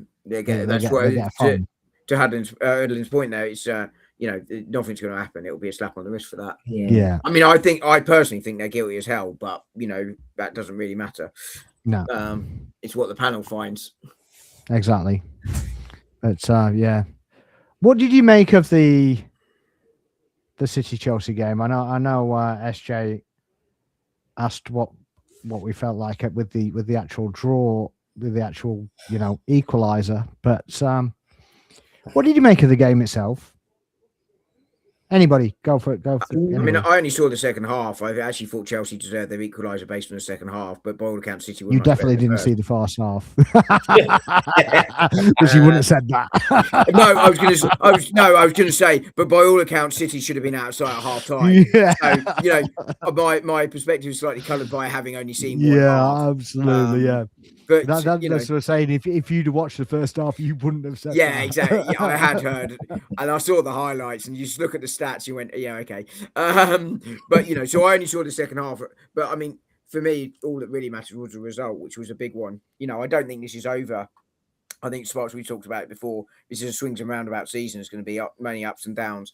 But I still think Arsenal will win it. But City are in a difficult place right now. And they are going to have to deal with these injuries. Pep had to deal with them last season. It didn't end brilliantly, and we could see a similar one this season. Yeah, and they got quite a lot of defenders out. Yeah, they've got Stones, Diaz, and surgery on Thursday. I think it is. Guardiola, yeah. Diaz is out for like 6 weeks. Yeah. Nathan Ake is still carrying an injury because he had was it the Chelsea game or the one before that he picked up a slight niggle as well. So.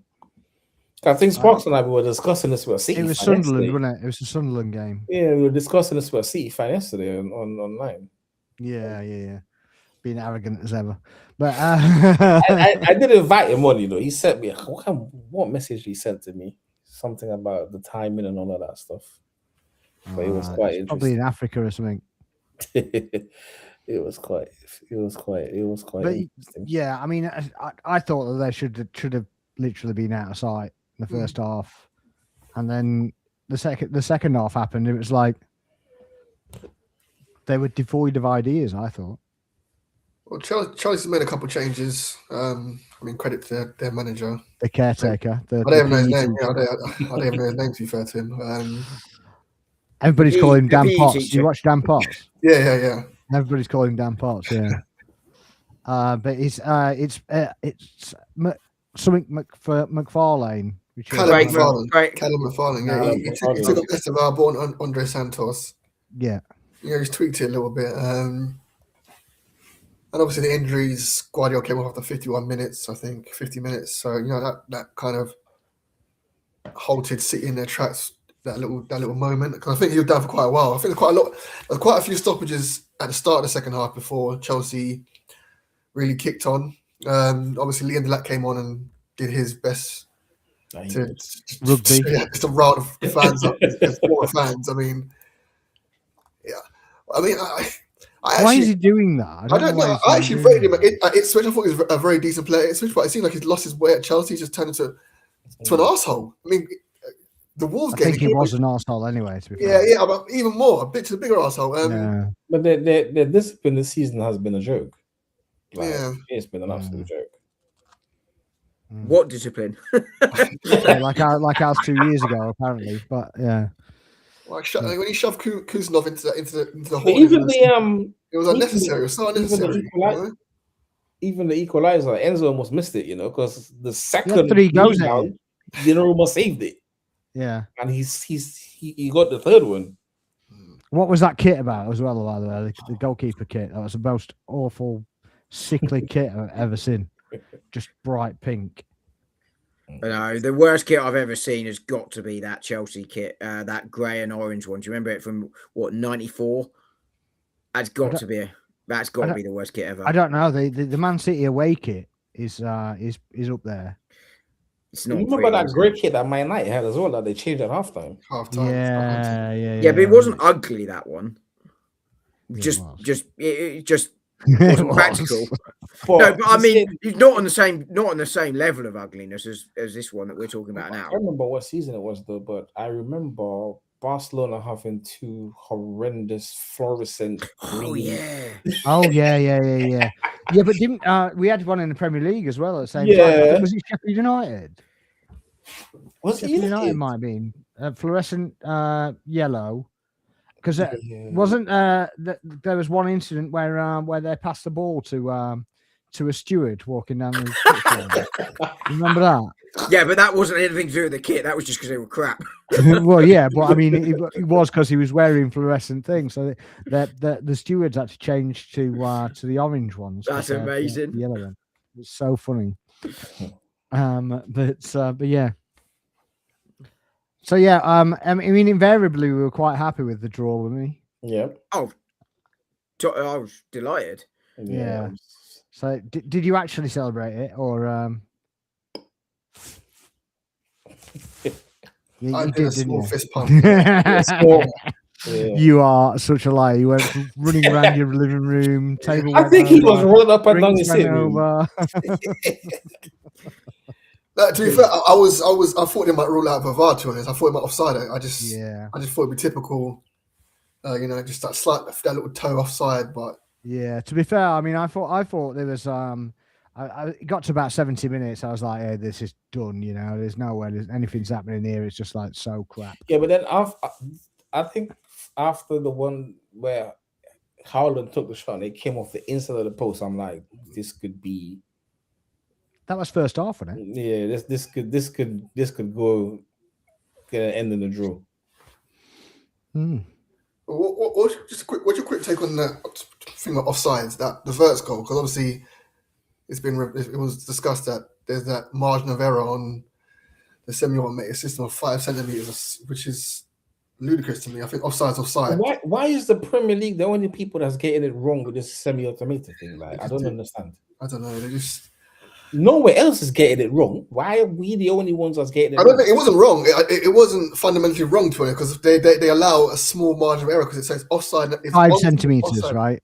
5 centimeters is a lot. That's a lot. Yeah, I agree. It is quite a lot.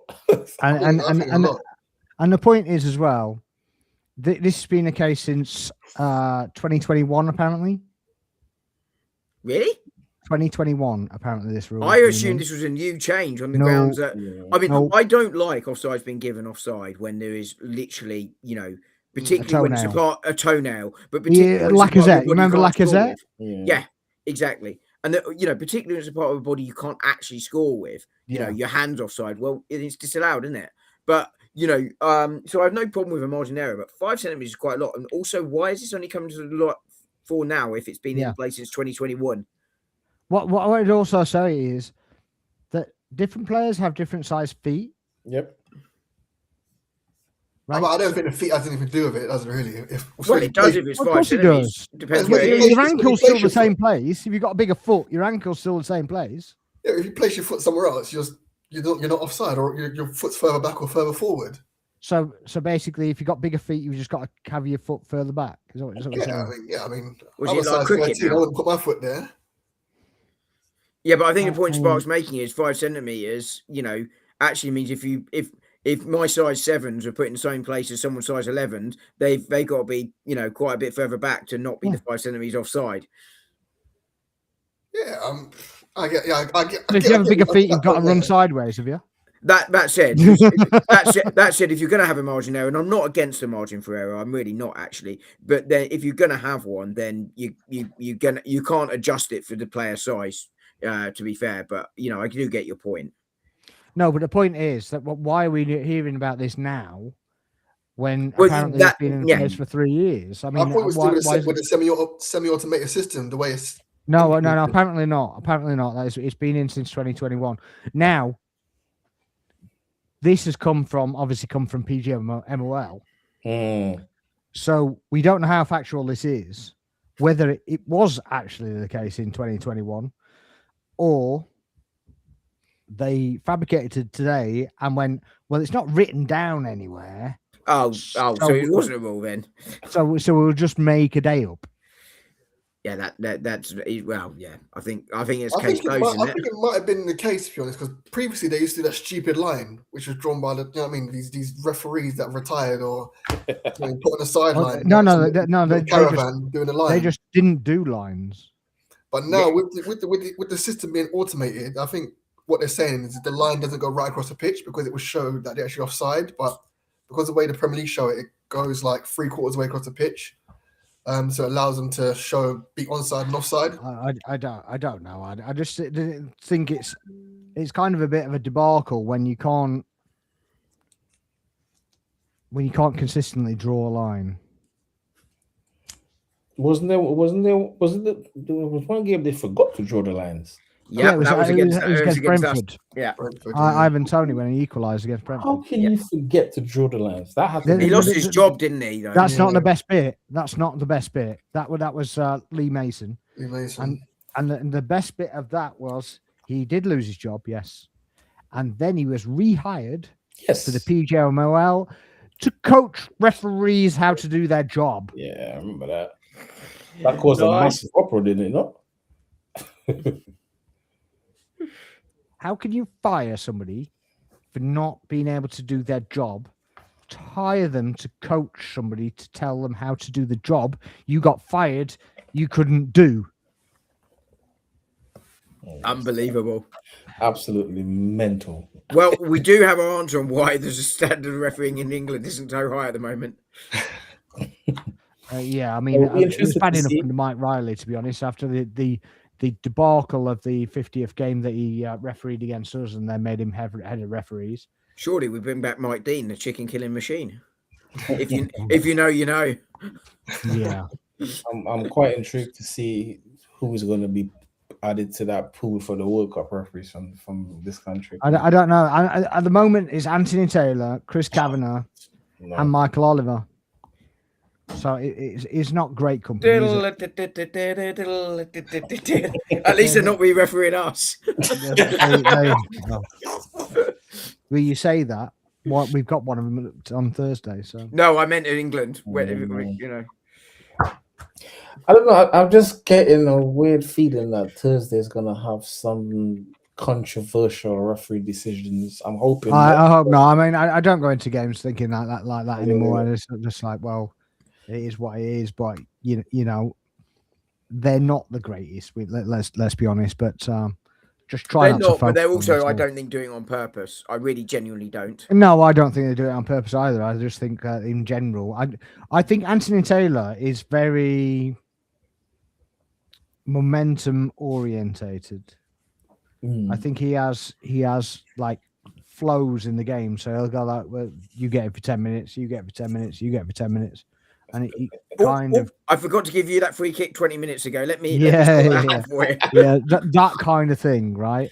But yeah, I didn't like the one he ruled out for us against Liverpool when it supposedly his arm, which didn't his arm, and then supposedly did something else, or he was supposed to be offside, wasn't offside.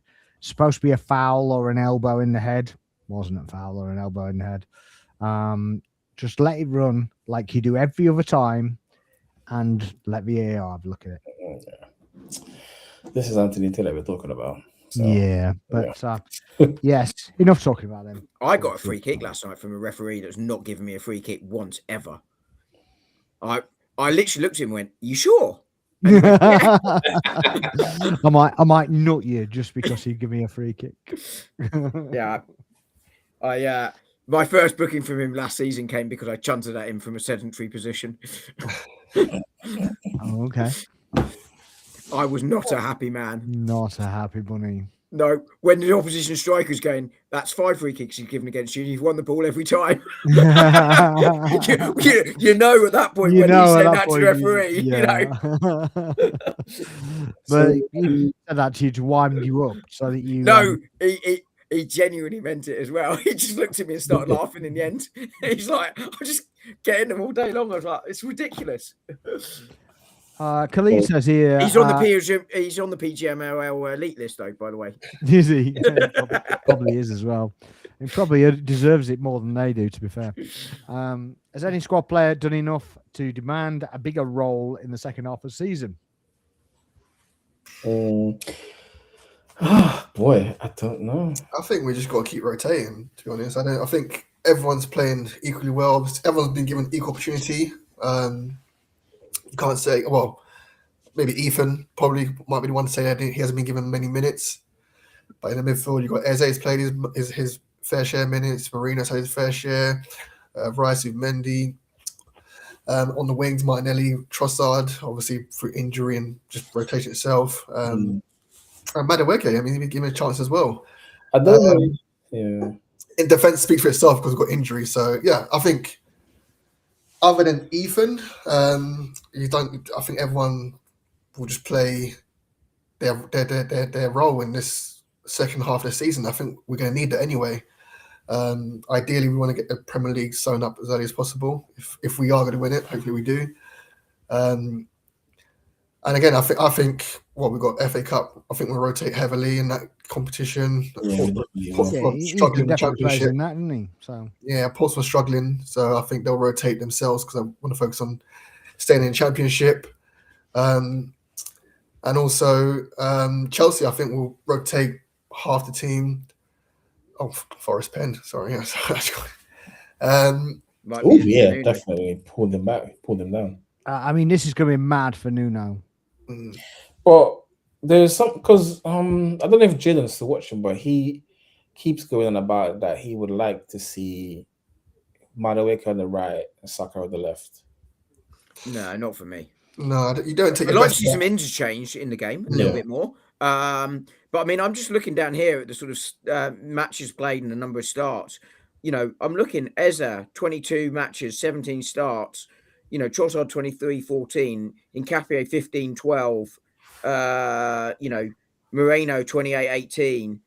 You know, I'm sort of looking at these numbers and going, you know, Ben White, even though he's missed a load with injuries, 12-8. I think the one that probably stands out to me is Noni Madueke at 15 matches involvements.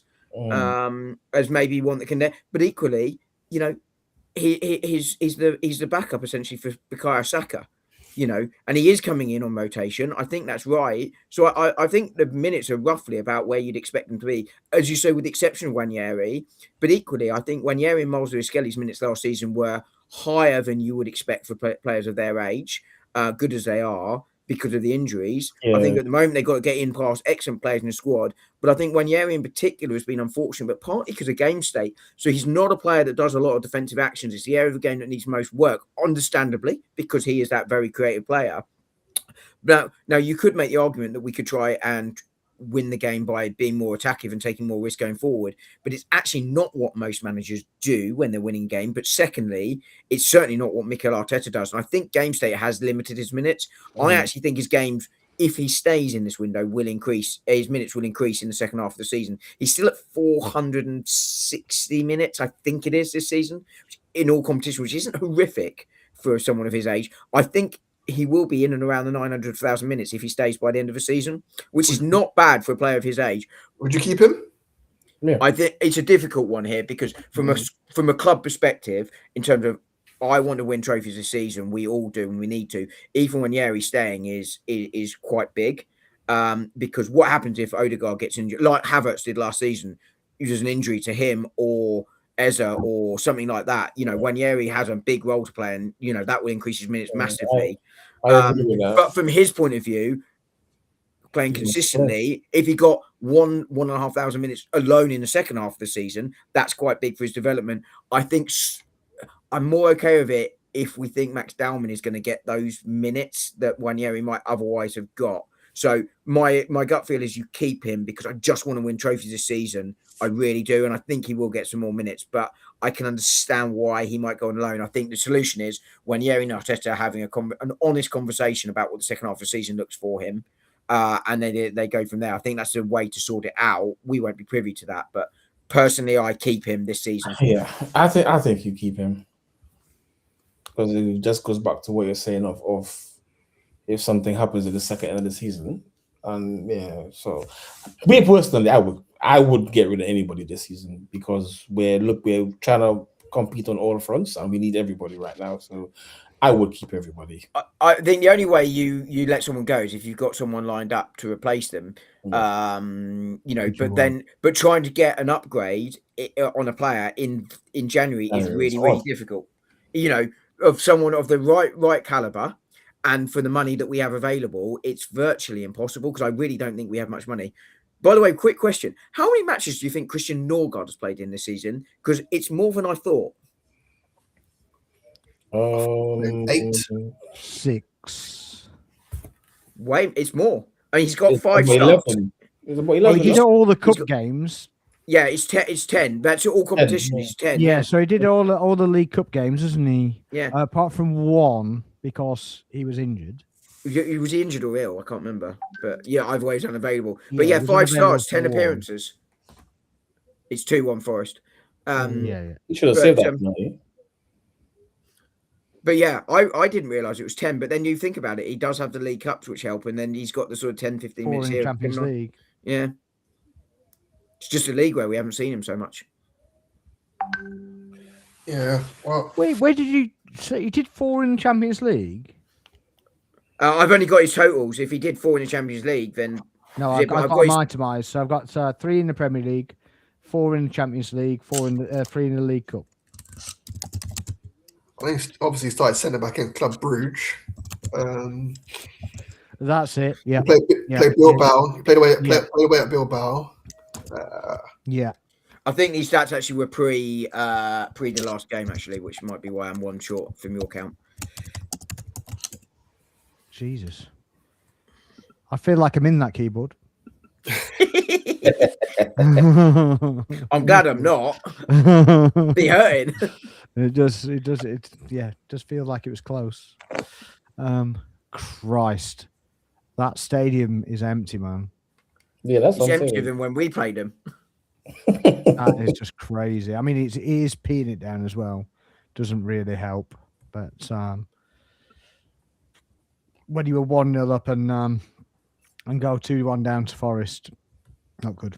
Not helped by the disallowed goal, obviously. No. I wouldn't loan anybody at all, to be honest with you. I think I wouldn't be doing this either. What Daniel suggests, loan him after Portsmouth. No, I'm keeping everybody. I'm keeping everybody because worst case, I can, if he plays in the semi and we get through the semi, he can play the final as well. So,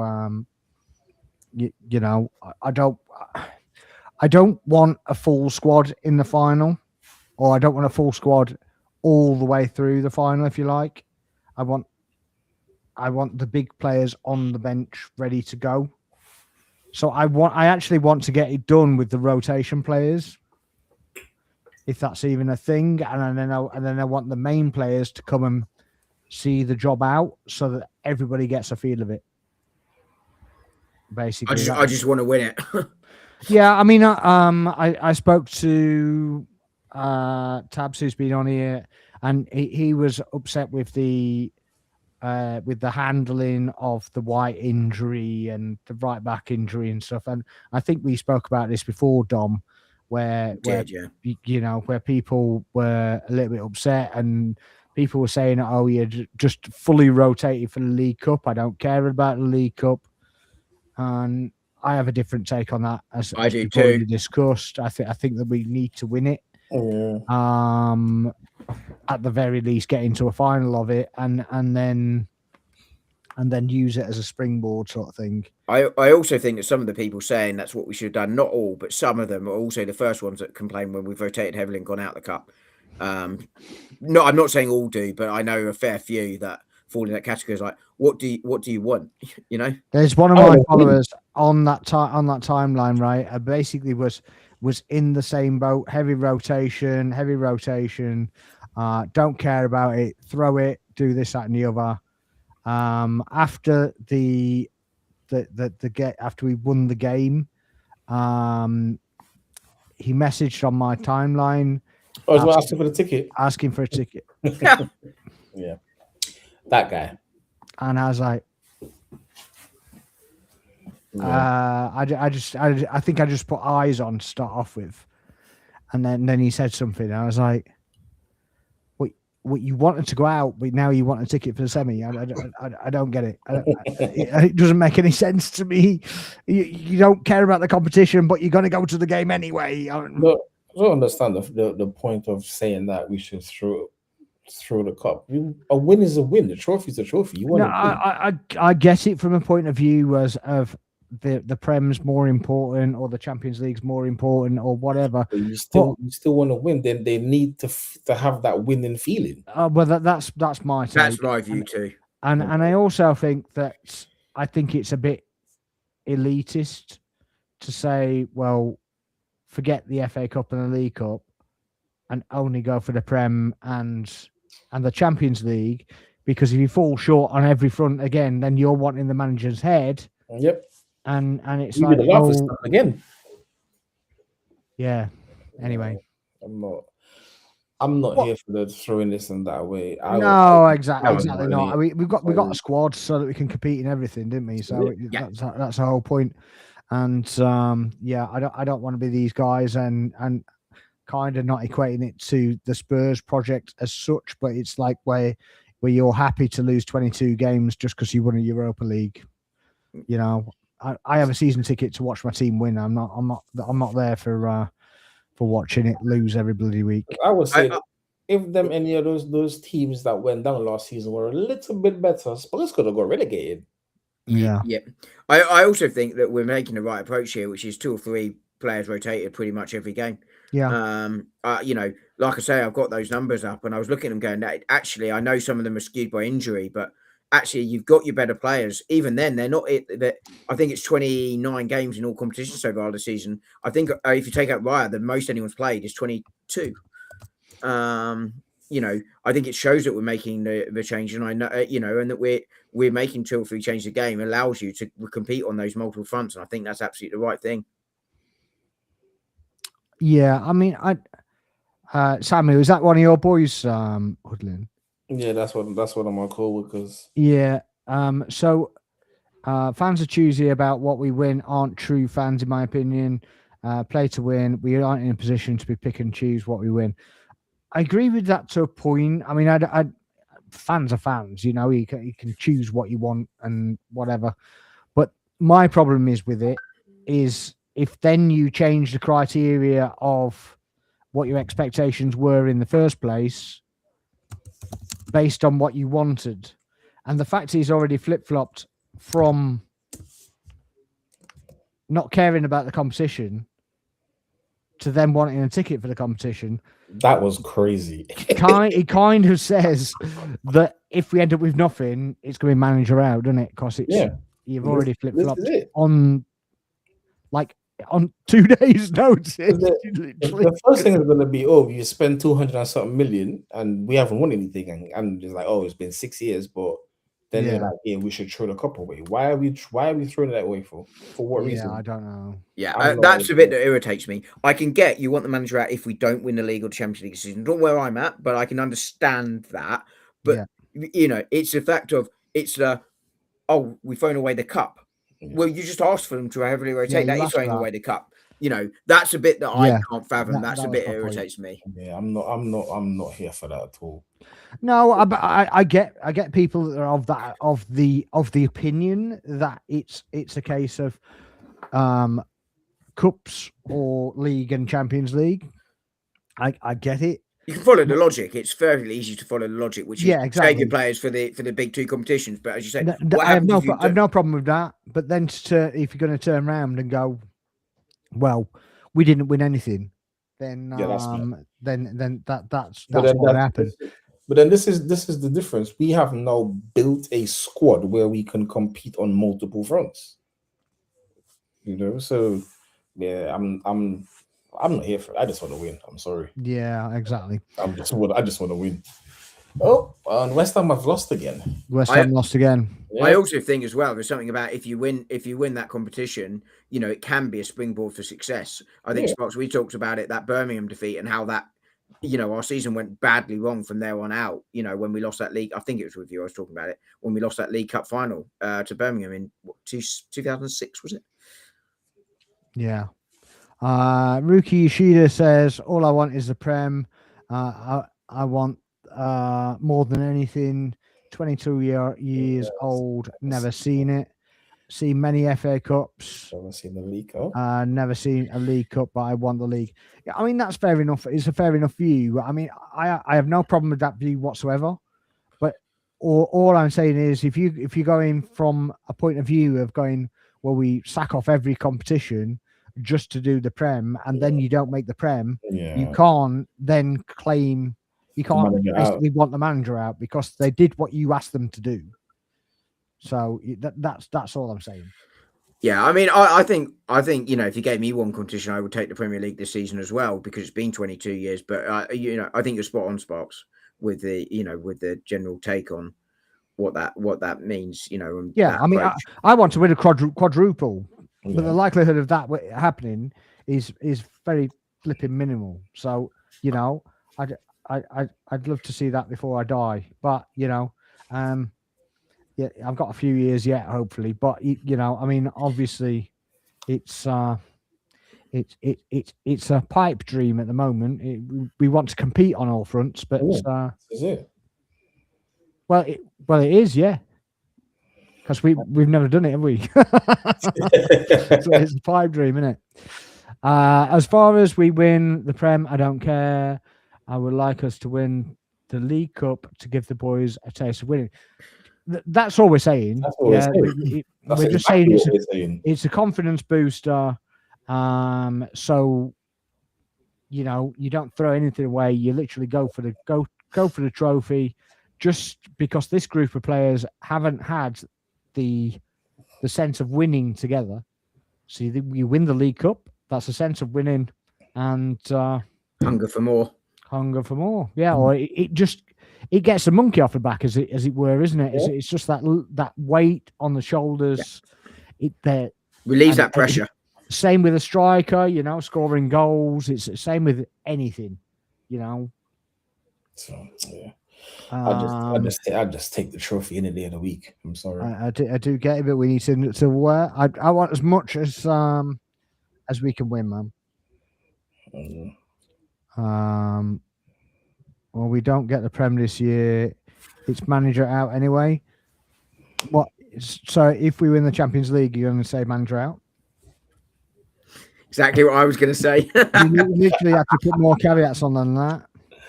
Now I've seen certain people and certain outers that are kind of running out of material a little bit, but they're just waiting for pounds. They're there, and they were talking like Chelsea winning the Conference League was a big thing, right? So they were literally asking us to drop to win the Conference League. Now this season, wait, to drop what? To drop league position. Yeah. To drop league position from 2nd to 7th or 8th or whatever it is. To qualify for the Conference League. Qualify for the Conference League. Yeah, got to run through the Conference League and win the Conference League, right? Never. Apart from the fact they would have wanted the manager out once he dropped in the league. Better than that. This season, after saying that all last season, the League Cup isn't enough. You want us to drop from 2nd to 7th to qualify for a Conference League? Nah. Do you know the uproar that would cause? No, I'm sorry, no. But the point is, you can't just please everybody. You can't keep moving the goalposts. If this is what you accept, this is what you accept. If any trophy is a trophy, then you can't just turn around and go, the League Cup's not enough. Because it's a trophy. It's all you asked for. You didn't specify which trophy. You actually asked to go lower down to attain a trophy. We didn't do that. We stayed higher, which means we didn't get that trophy. We couldn't compete for that trophy because we were too much of a higher competition. So then you can't turn around and go, well, the League Cup's not enough. You've literally lowered the standard. I'd rather win a League Cup than the Conference. Well, so would I. I think the League Cup is higher than the Conference League. Oh, yeah, it's harder to win the League Cup, obviously. Yeah, definitely. Yeah. I can't. They were in the League Cup because they had a horrible season. Yeah. So even George Michael's higher than the Conference League. Yeah, I mean, it is what it is. But Conference League for all. I mean, West Ham won a Conference League. So I'm not. I mean, that tells you everything you need to know, right? I mean, Roma won a Conference League. Yeah, I mean, or Rice won a Conference League on his own. Yeah. But we could go down that route. But I just don't understand. I'm not. I would never accept that. I'm sorry. Yeah, I'm not of that mindset. So I've been on the fence on the manager because sacking him may cause instability. But if he doesn't win the Prem this year, I want him out then. Yeah, I mean, I can see reasoning behind that. But I mean, again, so I don't see us winning the Champions League, which is why I'm not talking about that. We have a very strong team.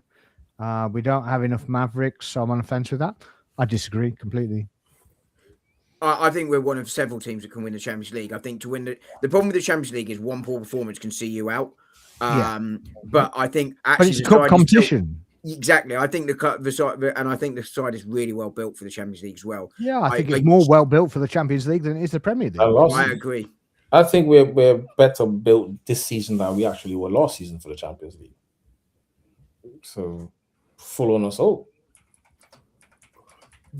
But as I say, I think that, but winning the Champions League is harder because, as I say, you know, I know you've got to be consistent for 38 games, but you can lose games in the Premier League and go through. I don't think you can lose so many in the Champions League and go through.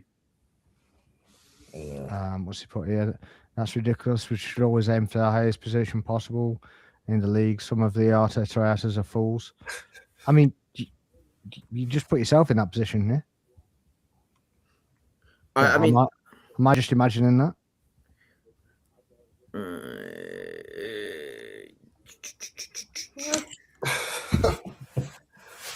Yeah. I mean, I was just scrolling to check, but I mean, I think if we win nothing, then you know you probably do have to look and go, is it thanks but no thanks? But you know, I mean, we're not ultimately going to make the decision, are they? But no. But I mean, I genuinely don't think we're going to be in that position this season. It's not a conversation I'm really entertaining at this point. Because do we not have a week off when they've got that whole Champions League playoff madness that's coming on? Yeah, 2 weeks. 2 weeks. We got that. Two games. 2 weeks to recover. So we'll be all right, man. Yeah, I think we'll be fine, to be honest.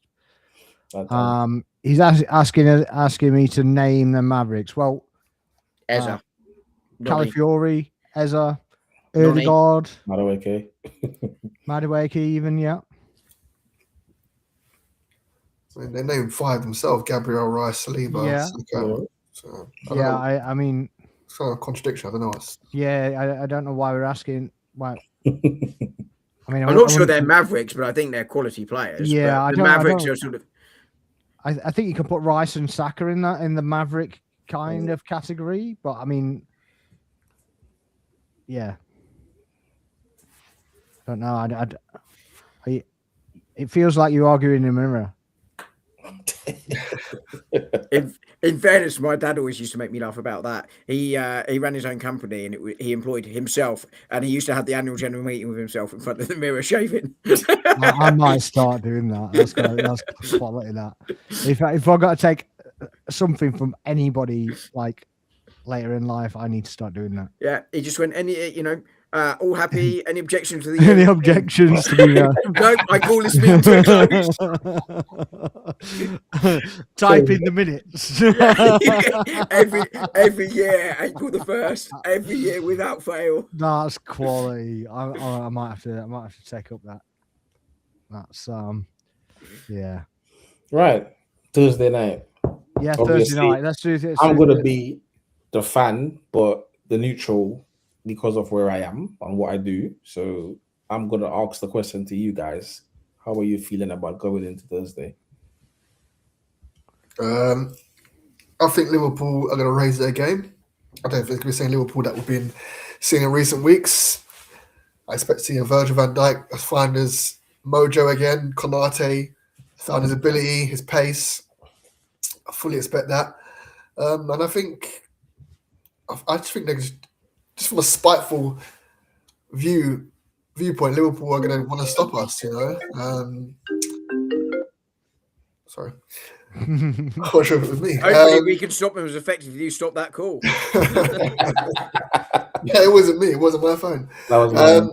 Oh, sorry. No, I do think it's going to be a more difficult game. I see people online thinking we're going to smash them because the way they've been this season, but I just think these games are very chess-like. I mean, Ekatike, is he playing? He's not playing. Who else got injured? I think Ekatike will play. I do as well. Yeah, I think he. I do as well. I think Slot's a bit like Arteta might just lie a bit in public, lie a bit in the press, saying it's a major injury or he's got this or that injury, and I think he'll be playing against us. In fairness, I don't think he did say he had a major injury. He just said he had a slight hamstring injury, slight hamstring, but hamstrings are not really something that heal that quick or no. I've seen Liverpool fan channels basically saying that he's not going to play. I think someone said Conor Bradley took him out of his fantasy football team, but I don't know how true that is. I don't know how. I thought Arne Slot said it was delayed onset muscle fatigue. Oh, I mean, he hasn't scored for 4 weeks anyway, so he's probably doing that anyway. But I do think it will be a tight game, but I do think it's a game that we can win. I think the old pre-game show will get us going again. And I expect us. I don't expect us. I do think we will beat Liverpool. I mean, what do you guys think? I think very similar. I think anyone thinking Liverpool are going to turn up and roll over, I think are very much mistaken. Yeah. I think Arsenal will play in a similar way to the way they played at Anfield. But I think it will be slightly more aggressive because we're home. But I think we will start. I hope I'm wrong, but I think we'll start trying to control the game, take it out of Liverpool because I think they're going to come at us hard early. But I just think Liverpool's defence is, hopefully I'm not jinxing it. It can be taken advantage of, and I think we're starting to find those movements now. And we're starting to find those balls, and we're starting to, we're already creating chances in recent weeks, and we're starting to take them. So hopefully that continues. I think Arsenal will win this one, but it will be tight. I'm not sort of going to do what that Manchester City fan said against Chelsea, where it's going to be 6 or 7. There's no way it's that. Yeah, I was like, not that we wouldn't take it, but yeah, of course, yeah, yeah, but I'm not going to call it before a game. No, absolutely not. But I think, I think even people thinking it's going to be 3 or 4, I think are mistaken. I think this is going to be a tight game. But I do 3-1's not too wild, I don't think. No, I don't think so. I mean, I'm going 2-1, but I think 3-1 isn't beyond the realm. Particularly as Liverpool, I think will go for an equaliser if it's 2-1 with 5 to go, which could see us getting one on the break. But I think having that defensive unit back is going to be really important. You've got Salah, Saka and Trossard rested from that game. I think they'll be the only 2 changes. And I just think it'll be too strong. And also Arsenal, can go really strong late into the game because, without meaning to disrespect Portsmouth, there will be changes for that game. I think they will 100% raise their game on Thursday night. they will definitely be up for it. But That crowd's going to be up for it, though. I'll tell you that for nothing, because it's you know, yeah. when we all thought, you know, that they were in prime position to basically be winning the title, defending their title because of what they spent in the summer, and yeah. I got a lot of pelters in places when I said I didn't think where I said we'd win the league because I thought it'd be closer. Obviously, I didn't expect Liverpool to drop off as much as it is, but I got pelters for saying I hated the balance in their side, and unless they signed a central defender in the summer and or a number 6, I felt they weren't going to win the league because of the balance. Well, I didn't expect it to come to this level, but you know, I did get pelters for it, absolute pelters. Also, the centre back that they wanted. Might be going to City now. Where do you think the Gahey things goes? I think he waits for the summer. I don't think he's going to go to City. I think so as well. Actually, I think he waits for the summer, gets more options. Probably gets a bigger sign-on fee if he waits as well. Yeah, and in the summer, the ball's in his court. I mean, Liverpool themselves, they're fighting for the top 5, you know, and I think a club like Liverpool who probably need a rebuild next season, because I think Salah will probably go in the summer. Van Dijk might possibly go, or you know, he will need replacing, especially in defensive areas. In at centre back, I think is Canate coming to the end of contract? No, I think he is. Yeah, that's another player they might need to. So if they're in the Europa League, it might affect who they can attract in terms of the caliber player. So I think you're right on Gahey, by the way, that actually he gets more money if he goes in the summer and more options. But if Manchester City come calling, Ake's going to go in the summer. Yeah. I can see him going in there and being a starter there. I could see him going, do you know what? I'll forego the 3-4 million because in the grand scheme of things, probably doesn't make that much difference. And going there, I could see that happening. But I don't see him going to Liverpool in this window because I think they annoyed him in the summer. And secondly, I think he could have better options in the summer and he gets that sign-on fee. Yeah. So I think if City come calling, it'll be interesting. I think the other question is, do City pull out Semenyo to get a defender in now? I don't know what their money situations like, but does anyone think that's going to happen? Or his medical's booked Thursday. Is it? Yeah, Thursday. Fair enough. In that case, ignore the question. I mean, I was going to say I think they do Semenyo and they look to do something else anyway because I suspect they've got just about enough money as long as it's a relatively cheap deal. But if I'm Palace, I'm not sure I want to sell Mark Gahey because you're looking at what 10, 15 million now with so little left on his weight. Yeah. You're better off just trying to keep him to the end of the season, hoping you can win the Conference League. I think Gahey came out and said that he didn't want to go anywhere as well until the summer. He just wanted to hang it out and leave on good terms and, you know, get where they get and whatever. But I think he wants Liverpool anyway, to be honest. I don't think he wants City. So I don't think his stock. I mean, from now to the end of the season, his stock won't fall. You know, his stock won't fall. If anything, it can only increase at the World Cup. Yeah. And the only thing to stop it is injury. You know, if he gets an ACL or something, you know, God forbid he does. You know what I mean? But I think he's in a very strong position in terms of what he can do, where he can go, and where he can command. So yeah, I mean, all power to him. There's almost no bad options for him, right? Oh yeah, 100% agree. I still think City is a bad option for him because I think when other players come back, he'll be a rotation player, or you know, and if Pep stays another year, Phillips. Huh? You don't want to go there and end up like Calvin Phillips. Nobody wants to end up. Well, like I said, Liverpool, like I said, they're looking to replace their centre backs. I think he could go there and be just the start. Right, so that's what I mean. And they can build around him at the back there, do you know? Yeah, and especially with Van Dijk being on the, you know, the crescendo, if you like. Yeah. But then, what does he do if a Real Madrid or somebody comes calling? Then I don't think he goes. I don't think I've seen that band about land, but I don't think Real Madrid are looking. I mean, they could be. I mean, but I don't think they're because they were more interested in Canate, but he's having a bit of a stinker. They came out and said that they're not going for him. I heard that too. Yeah, he had one horrible game and they were like, "Yeah, forget you." It's not. If Gay has an absolute sensational World Cup, again, it opens so many doors. You know what I mean? It puts extra couple £1,000 on his salary, and I mean, I think Mark Gahey would be sensible to stay where he is because guaranteed minutes, which guarantees him his England spot. But I mean, I do actually think he could make the City one his own because Gavardio tends to play left back, and Stones isn't getting any younger. Ake, I think, is going to be moved on. I think he can get in there if he backs himself. But Liverpool is the obvious one where you go there and you're guaranteed. I would agree with you. But yeah, I think a 2-1 as well on Thursday. So it's yeah, we're just going to wrap up, I think, because but yeah, I just wanted to touch on that since we actually spiraled kind of past that point. I just don't want to miss it, sort of thing. But yeah, I'm going 2-1. What are you going, Hoodlin? I don't remember what you said. It's going to be very tight. I wouldn't be surprised if we do a 1-0 on them. 1-0. I'm not sure my heart can cope. Imagine how I feel, and I'm in the middle of both sets of fans. I feel about as good as I did last night when, with 2 minutes to go, it was 0-0 and we battered them, and then we lost 1-0. I reckon my average position as a defender, pretty much on my own. That's how dominant we were. Was over the halfway line last night, and we still freaking lost. Yeah. But I think the last time I went very cagey against Spurs, we ended up hitting them for 4. So I think I 1 or 2-0. But I think it's gonna be a very feisty game.